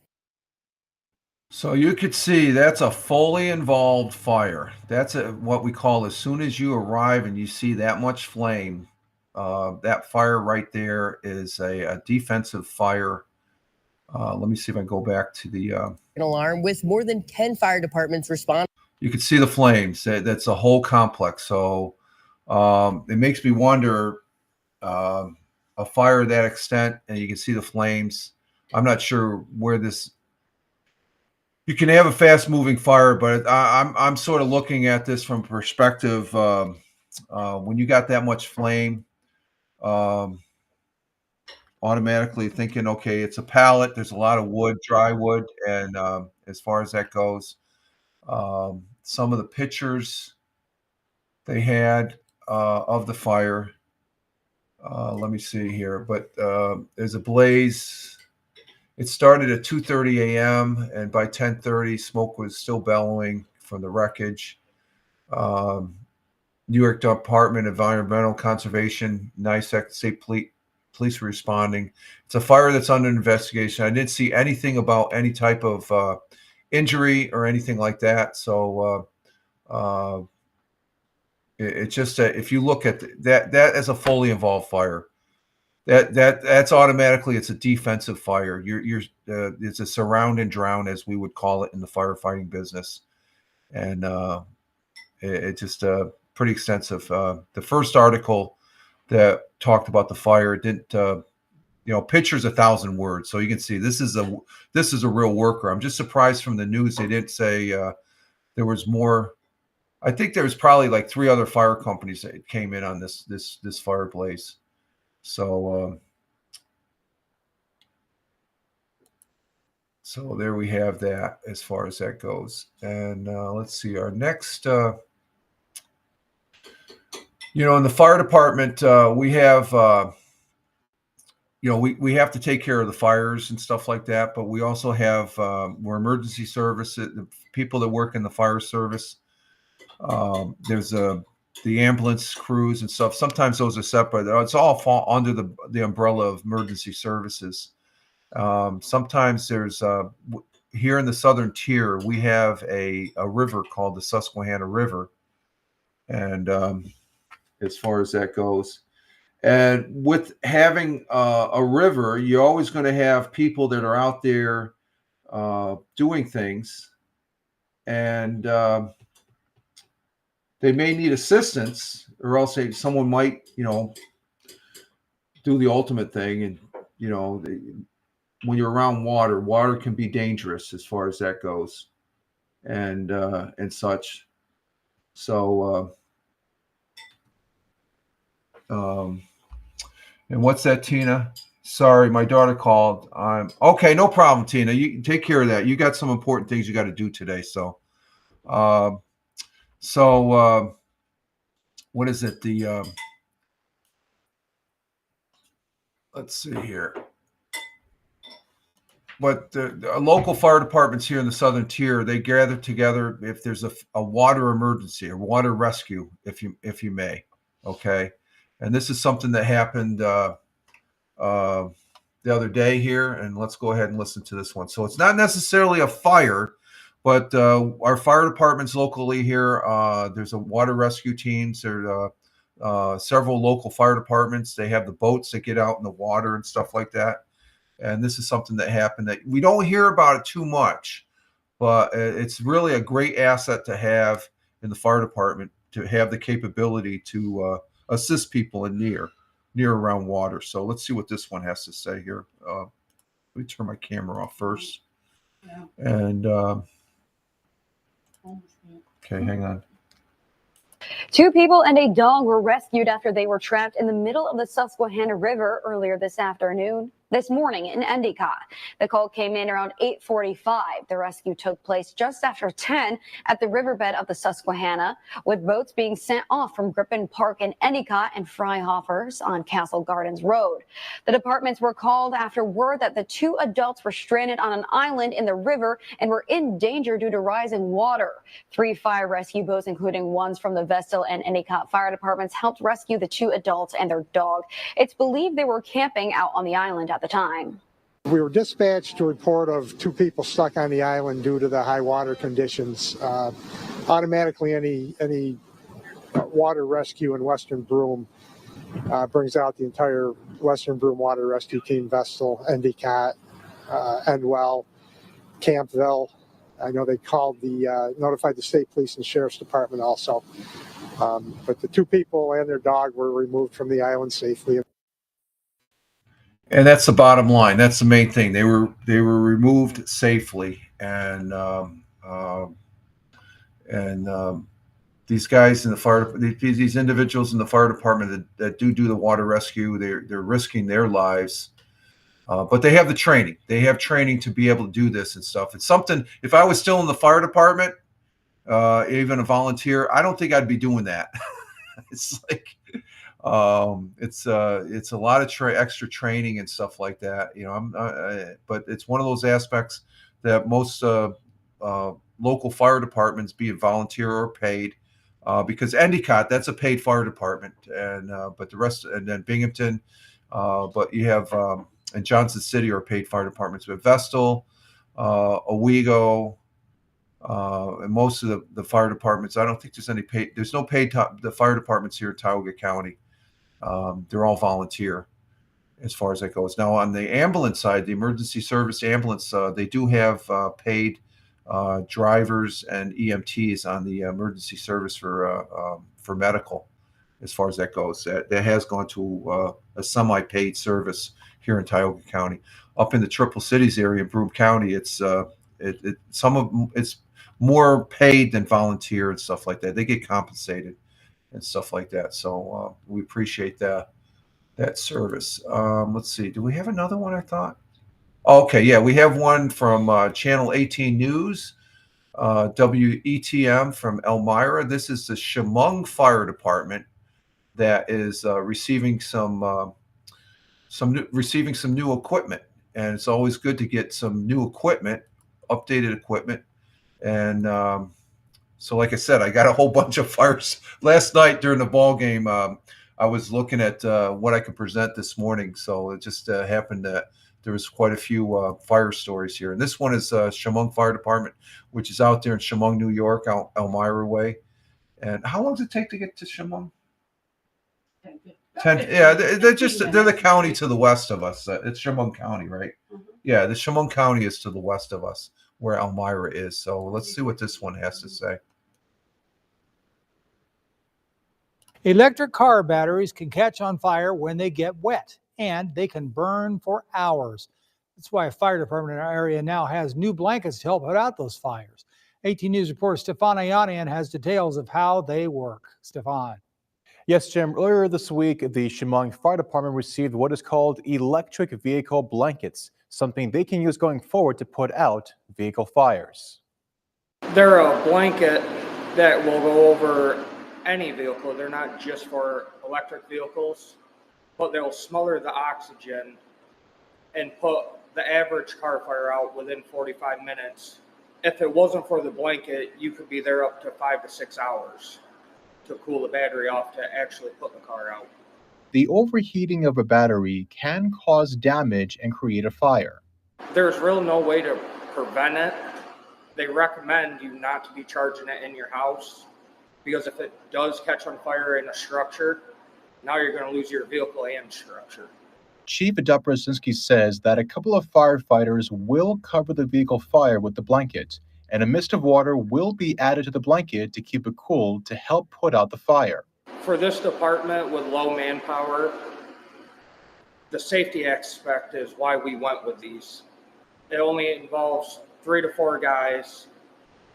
You're not up against the car. You don't have to deal with any of the hazardous chemicals coming off it from it burning or any explosions. Now, these blankets are a one-time use only, and the fire department purchased them at $5,600. That's a little less than $1,900 per blanket. Now, that's a new aspect of firefighting is the EVs, electrical vehicles. And when we went up to Oakdale Commons for lunch Wednesday, we saw that there's this one part of the parking lot that was like 8 or I would say there was about at least 8 to 10 EV charging stations. So EVs are becoming more and more involved. And we have vehicle fires, but a vehicle fire with an electrical vehicle is a whole lot different than one that has carbon fuels. The one thing he said, and that was the one thing, being an aircraft rescue firefighter, one of the most important things with an aircraft fire was to make sure that battery was disconnected and was contained, because a battery can explode. And when it explodes, it's like a regular freaking bomb. So this is a new aspect of firefighting, because the old way was just to keep a stream, to try and cool the battery down, but you have a lot of residual, and like you said, a battery can burn, and it gives off very, very toxic, more so than say a gasoline fire, which is toxic to begin with, if you can get any more toxic. But I think this concept, they get a big blanket, they throw it over, and if you got the fire triangle, you got fuel, you got oxygen, and what's the other one? I can't remember. No, fuel, oxygen. I should know that stuff. It's called the fire triangle. It's aspects, the fire triangle. I got to look it up. I'm getting a refresher. Oh, you got oxygen, heat, and fuel. Okay, that's the fire triangle. Okay, so just to give you an idea, this is the fire. What is the fire triangle?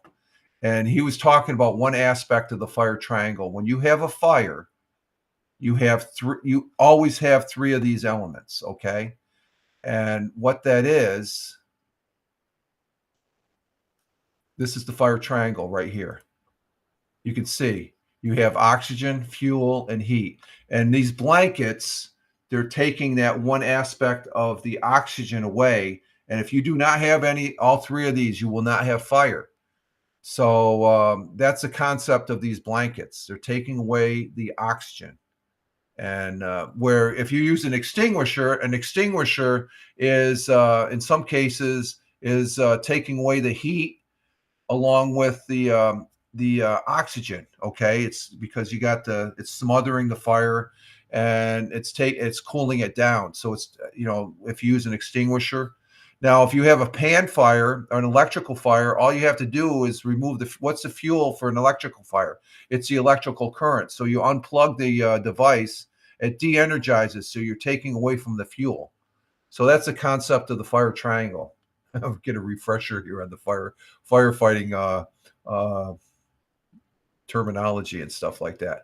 So these blankets, they're going to, and usually if you have a pumper with a hose, you got quite a few people. Volunteer fire departments, such as this one, they have if they have a car fire, they can just throw one of these blankets, and it's going to take a little bit for it to smother out. And as far as that goes, you're back, Tina. Okay.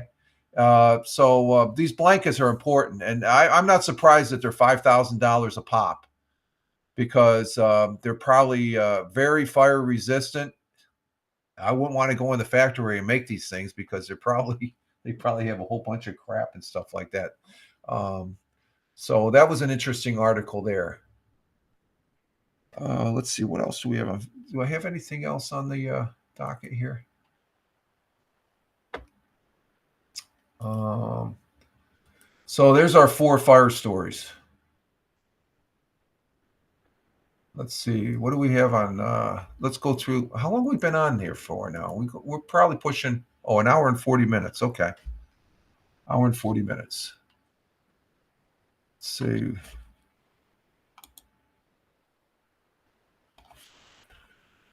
And let's see.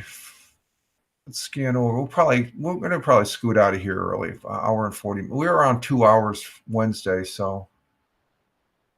And I don't know. We're not going to rush out to go for a walk. No. Do I look like I'm Russian? What's that? No. Do I look like I'm Russian? Well, did you notice? Okay. Well, Bug was up there sleeping on the chair at Jack. They were off the ground, so it's cold down it's there. cold. Yeah, they get off the cold floor. Mm-hmm. As far as that goes. So, okay. So let's see what else we have in the news. If on Fox 40, what do we have? Okay, at 8 a.m., I'm calling doctor. I don't know what's going on. Yeah, you need to call the doctor, Tina. Yeah. Get things going. They're probably coming in. They're probably still drinking their coffee and eating their donuts, as far as that goes. So, and you got to, you already talked with your daughter, so your daughter's probably getting a little concerned too. So, lots of like that, coffee and donuts. It's like, if it's a fire department, they're going to have their coffee and donuts. Okay. I don't know what they do in the hospital setting there and stuff, but it's the same thing, I think, or whatever.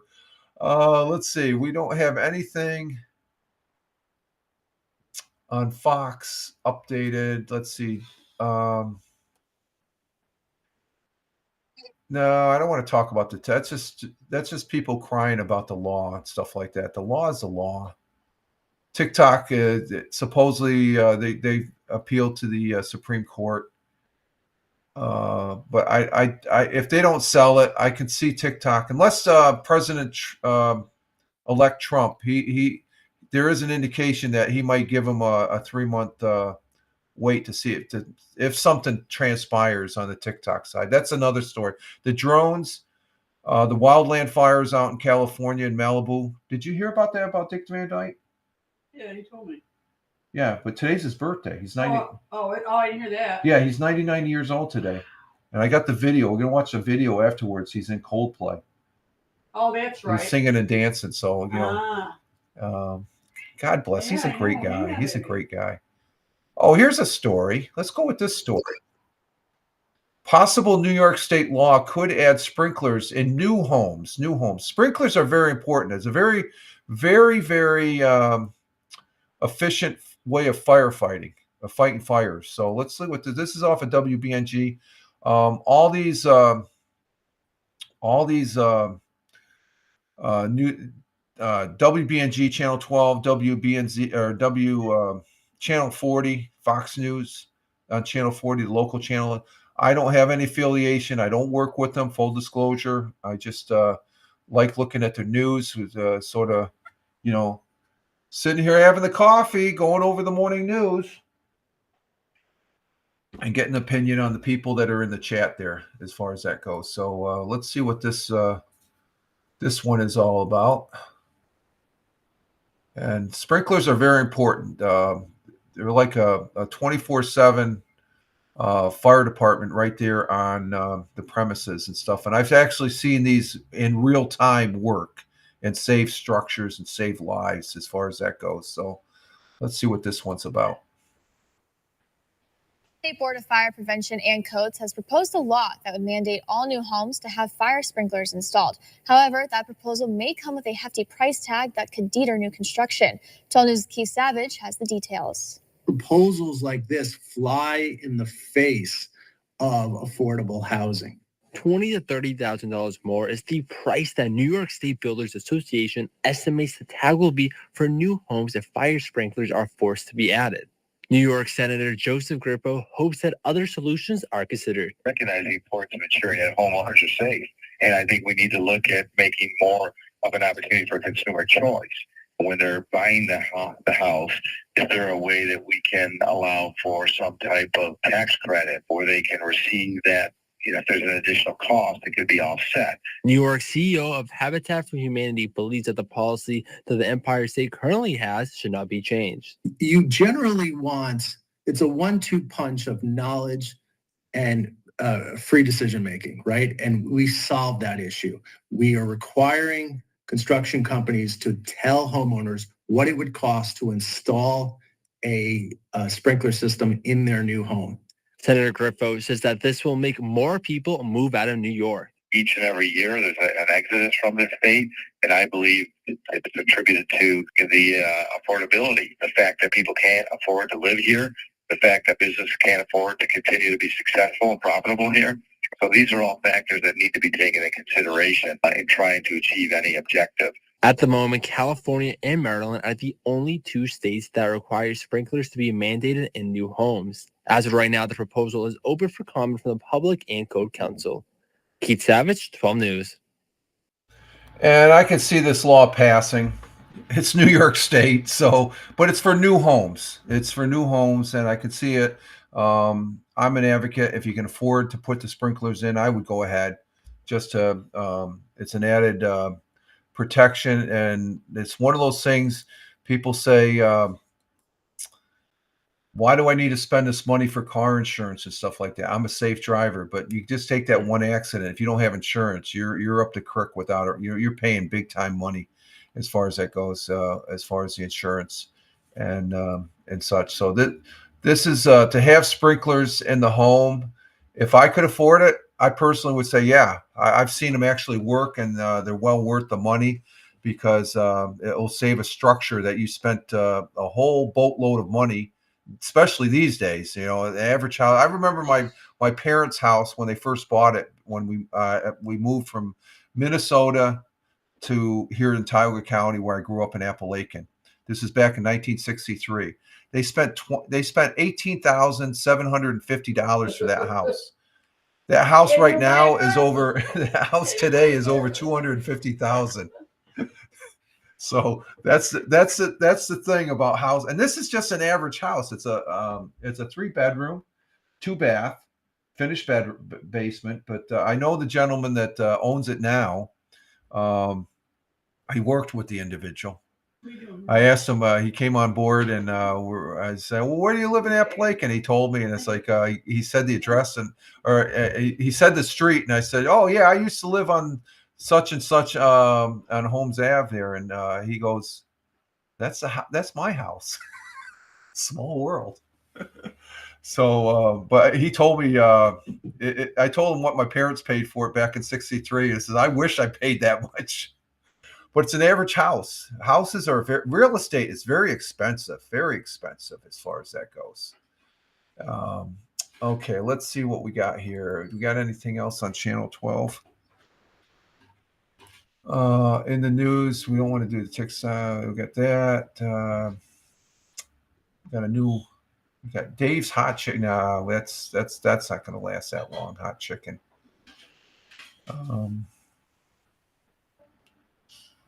Let's see. No, I think we're done with that one. Let's see. We're done with Fox. We're done with this one. Let's see. Anything on? You talked about the fire blanket.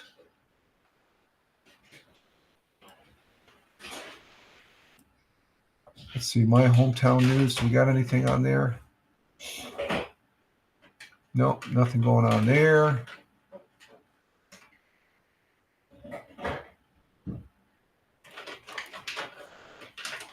This is technology. They have anything? No, nothing there. Oh, here's an updated story. This is from Waverly. Let's finish with this one. Let's do this one. This is a community story about Waverly, which is right down the road from Owego here. It's like 5 minutes down the road here. This is an interesting story. I think this came up this morning. So let's go ahead and do this story.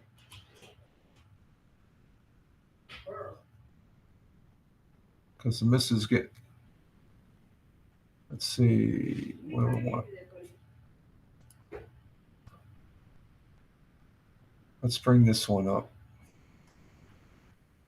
Waverly High School students turn their community into a canvas with unique. So if you're driving around Waverly, New York, and this just came up this morning, I think you were watching this on the news. I think. Yeah. Okay. So this is current. Let's go ahead and see what this one's about here. Let's turn the camera off and get it cranking here.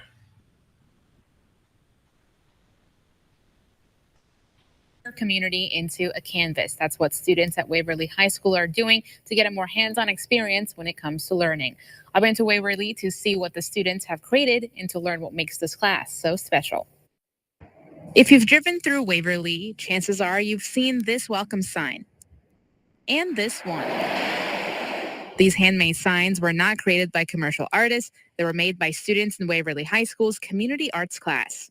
It's a way for them to touch the community through their artwork, and for the community to see them and to see their involvement in the community through their art. You don't have to be a Picasso or a Rembrandt to join the class. They're all different types of kids that are coming into this class. There's kids that just need an art credit. I started off just needing an art credit and joining the class because a lot of my friends had it, but it just feels good to be a part of something that, traditionally I would have never seen myself going into. And their art is transforming their hometown. They've turned rundown underpasses into scenic routes and made typically bland buildings more vibrant. It makes you feel a sense of pride seeing the things you worked really hard on be put out in public. With long days and sometimes hot temperatures, they say working on these projects is not always easy. Spent a lot of time out in the hot summer days just up on that lift, and you had no shade from the sun. But the students say it's worth it. It's really cool to have people see it too and appreciate it. As they get to change the way their community looks with every brushstroke. I've grown up here. I've played sports here since I was younger, and so have my parents. So to be able to, add something bright to the community and make it look nicer, it feels good to be a part of it. The class began 8 years ago. The feeling that they get after making it, they hold on to that. Mm-hmm. And we have kids that'll come back and be like, oh, I made that 4 years ago. We're like, it's still there. And in its short time, it's already left a lasting effect. Never underestimate that a small group of people can change the world, because in fact, it's the only thing that ever has. So our kids get to change their little piece of the world whenever they design something and create something. So just keep on trying. If you want something to be better, make it better. So there we have it. That's a community story there in Waverly, New York. There's more and more of these pictures. The underpass of the train when we go to Waverly, that's the off ramp to go into Waverly, and I see that the high school logo there and stuff like that. So I always thought that was. I didn't realize that was a school, and that's been going on for a couple of years and stuff like that. So that's great community contributions from the kids there from the Waverly High School. It shows pride in their community, and I think it's just a great thing as far as that goes. And my hat's off to them and stuff. So it gives you a little look at a local community here in Tioga County that's doing some. Sorry about that. Doing some great work as that goes. And that story just came out this morning because just before coming on the broadcast here, the missus was watching that on the actual TV news out in the dining room as far as that goes. So that's pretty neat stuff. Pretty neat stuff. That's a good. I always like a good story, and that is a good story. And it seems like, and I think that's true when the kids, they leave and they come back a couple years later, they have community involvement. And Tina says that's nice. Yeah, that is nice, isn't it? Oh, I'm sorry. Wrong one. You're not laughing at it. You're saying that's nice. Get the right quote. Get the right quote, Rich, on the chat. Sorry about that, Tina. But I enjoyed that. I saw that and I said, geez, it just popped up on the WBNG channel. So let's see what else. Do they have anything else there? Because like I said, the only thing I saw was a TikTok. So it came up above the TikTok. I'm not going to go into the TikTok story because I already talked about TikTok. The drop date is January 9th for TikTok. If they don't get on board, see you later, TikTok. I'm not going to lose any sleep over it. I know there's a lot of people that are upset, but the law is the law. And as far as that goes, and let's see. I don't think there's anything else on WBNG. I think we used up all their newscasts. Let's see. The Whale. No, there's nothing there. Let's see. Channel 34, WBNG. Cold but quiet start for the weekend. Sunshine is on its way. Talking about the weather. We went up to 19 degrees now. We started at 17, dropped to 16. We're up to 19 degrees. Okay, it's 8 o'clock, Tina. You better make your phone call. You got to make your phone call, girl. We're gonna be finishing up here and stuff like that. So let's see. We're what are we at for time wise? We got hour and 55 minutes. We're just finishing up on the news here. There's nothing there. What about WENY? Okay, thanks. Okay, Tina, we'll see you. Have a great weekend. We're just finishing up here as far as that goes. And let's see. WENY is out there in Elmira. Chemung County celebrates their we'll finish with this one. The Chemung County. They're celebrating their 103rd birthday.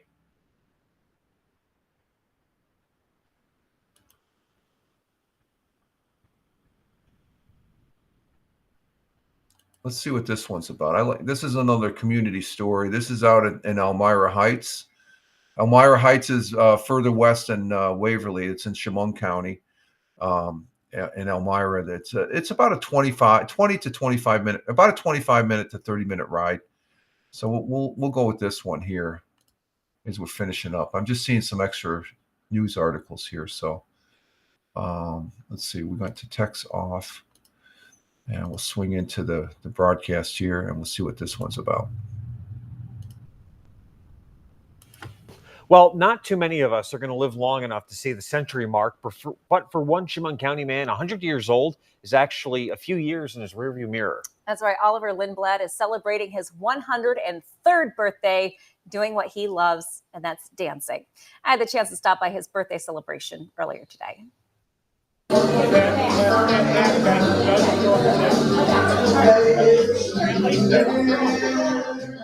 It was an afternoon of dancing at the Chemung Valley Senior Center in Elmira Heights. Each Thursday, you'll find people stepping their way across the dance floor. Among them, Oliver Lindblad, who's been dancing at the center for the past 52 years. And this afternoon, surrounded by family and friends, celebrating his 103rd birthday. People ask me how old I am myself. I tell them I'm 23 with 80 years of experience. Well, he's very unique. That's why his hat says limited edition 1921.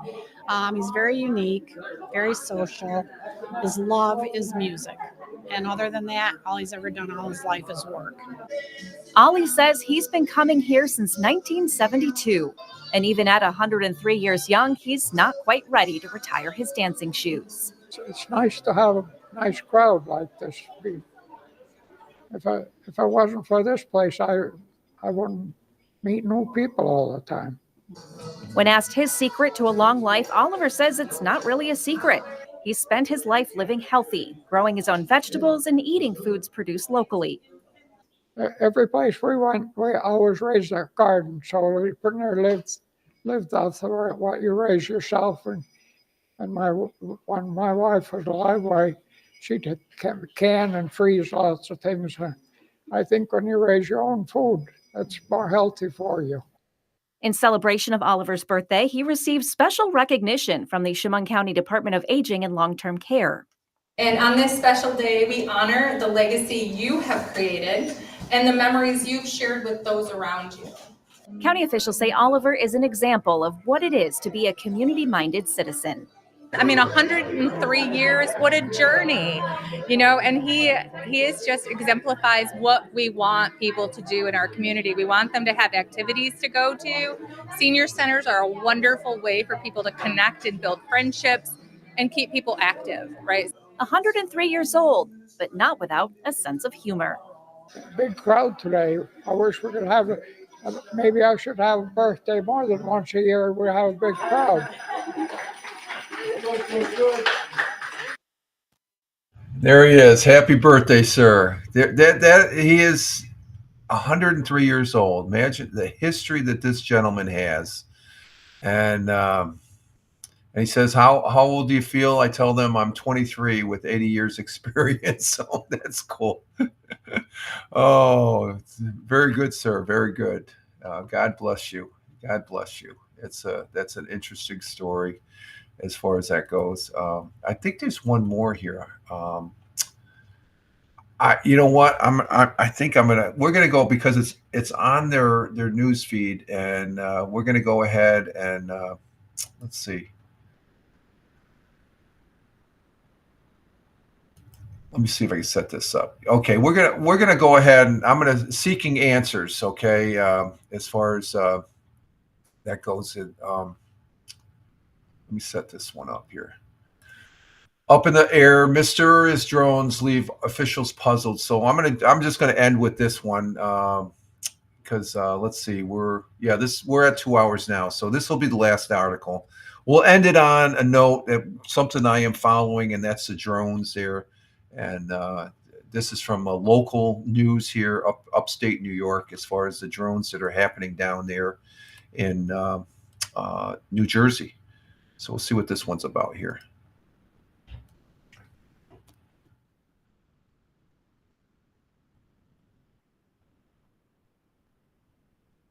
Oh, okay, I guess there isn't any video. But you can see from that picture, there's like 3-4 lights and stuff like that. That's all they're seeing. Oh, I thought there was a video to this. Let's go ahead and read the article then. Let me see. Let me bring up the... I thought there was a video. Let's see. This is from WENY News, okay? In New Jersey, local land lawmakers and officials are pleading for answers and assistance from the federal government after there's hundreds of drone sightings in recent weeks. The sightings received a lot of attention this week in Washington as federal officials and lawmakers begin to weigh in. Calls for more. Let's see. Let me see something here real quick.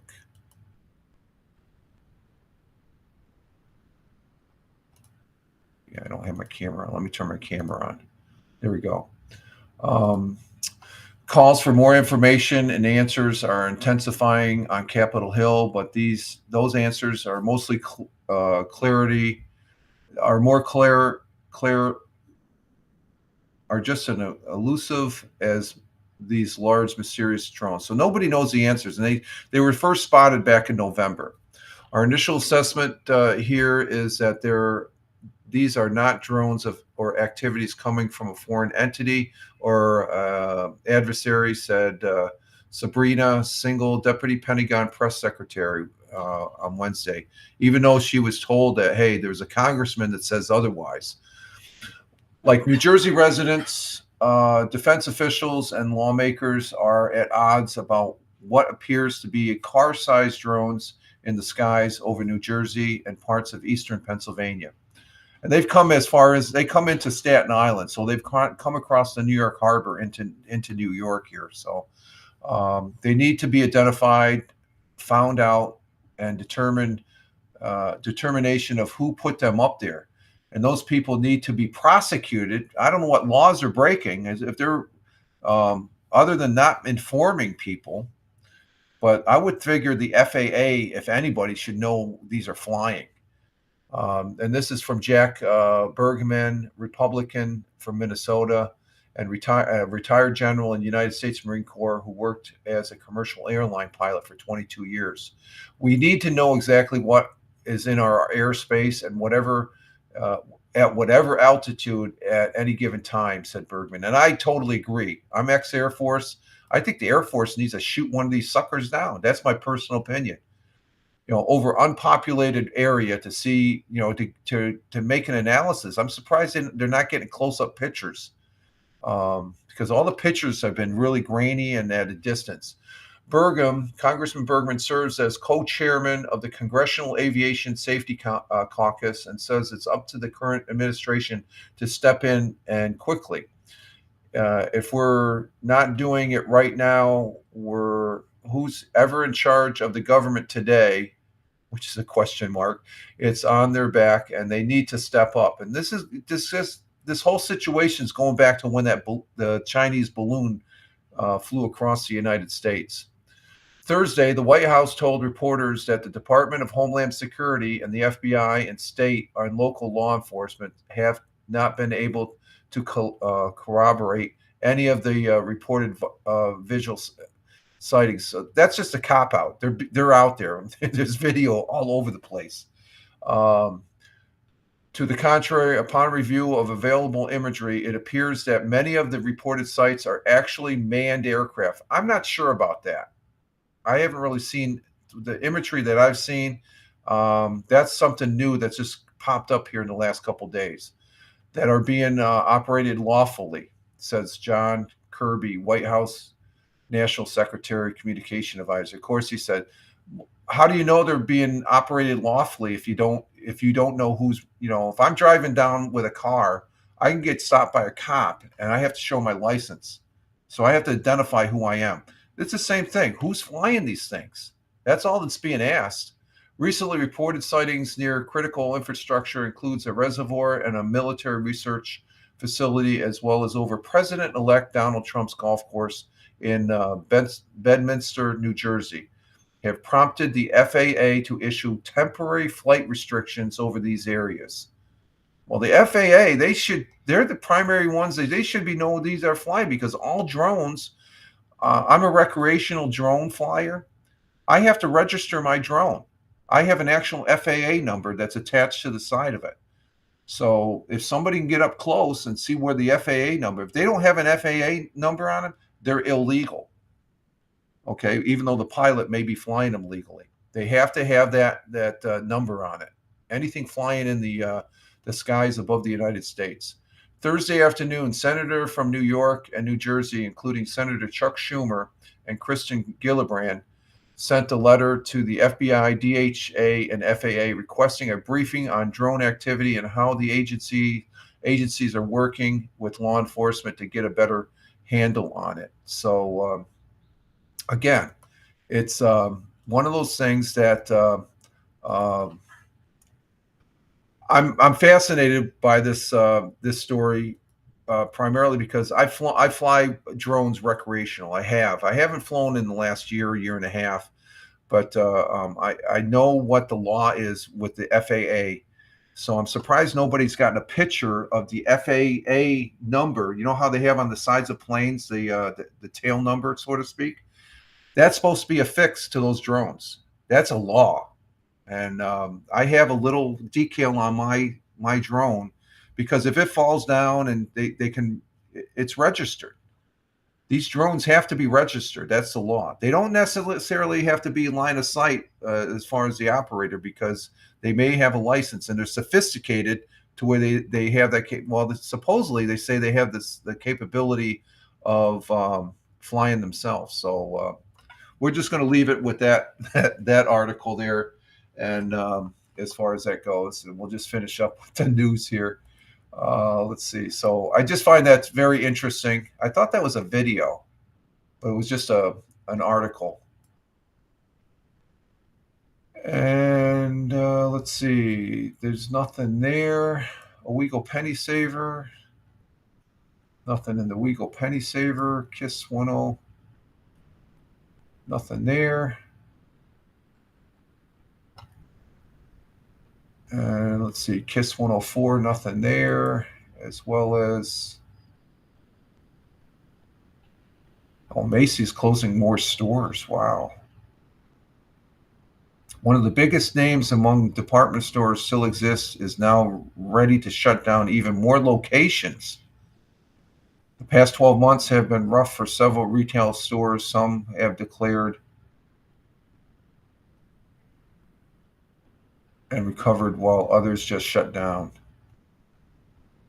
The retail section has been hit hard, nearly hard. Well, they had a good Black Friday, hard as the chain restaurant industry that suffers a wave of closures too. So it appears a rather recognizable name among department stores is set to close more locations. Macy's will reportedly close more stores, and a new report about financial situations and long-term store icon Macy's. There used to be a Macy's up there in Johnson City. Now it's the Oakdale Commons.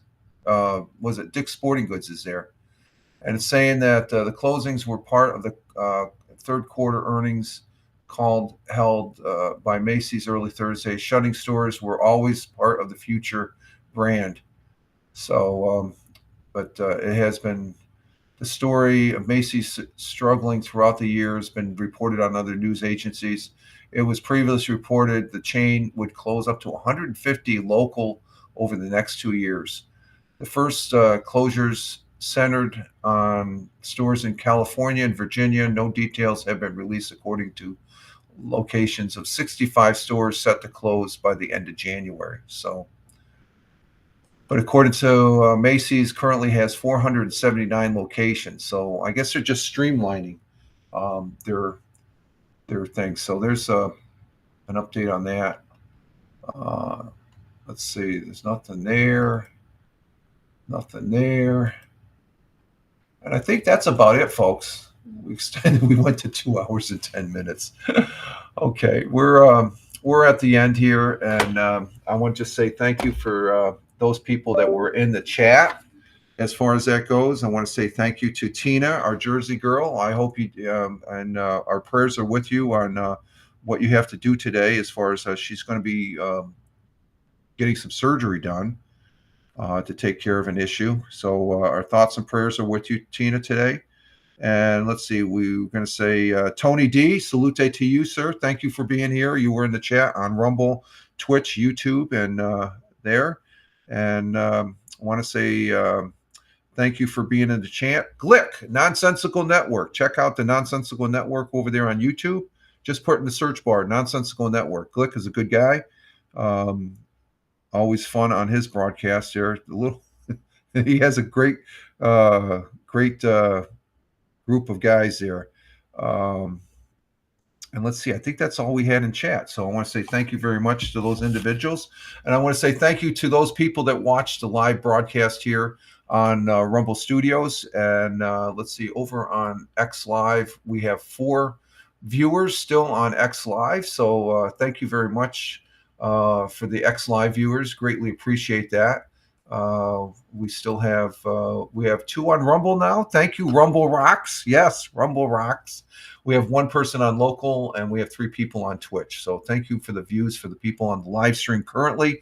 And if you're watching this on the replay, thank you very much. The replays are noticeable, and I greatly appreciate those as far as from the heart. And also those people listening over there on Spotify for Creators at Fireman Rich over on Spotify. We replay the audio of our broadcast, and we also have a Monday, Tuesday audio podcast, the Fireman Rich audio podcast. So with that, I guess that's it. So you all have a great one wherever you may be. It is greatly appreciated. And let's see. With that, we're out of here, I guess. And you all have a great Friday. We made it to the weekend.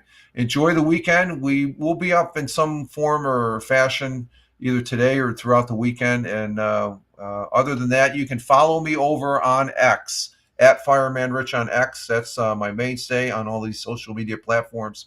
Or else just Google at Fireman Rich and you'll see where else I'm at. But I'm primarily on X as far as posting stuff. I do post on other platforms, but I love X. X is king. I don't care what anybody says. X is king. I get a lot of activity on X, especially since I went to Prime, where I get the blue check mark. I don't care about the blue check mark, but you can have that. I just getting the Prime there. It's pretty decent. So I like X. So follow me on X or just check me out at Fireman Rich. You all have a great one wherever you may be. Rich Roberts signing off. Exit stage left. You all have a great one. Live life. Have fun. Ciao for now. As always, peace. And I'll make that my, let's see, that's 2 hours and 14 minutes. 2 hours and 14 minutes. I got to write that down. 2 hours, 14 minutes, and 15. Okay, that's our pick. You guys all have a great one. Live life. Have fun. Again, ciao for now. And we are out of here. I think this is it. Later, alligators. Take care, folks.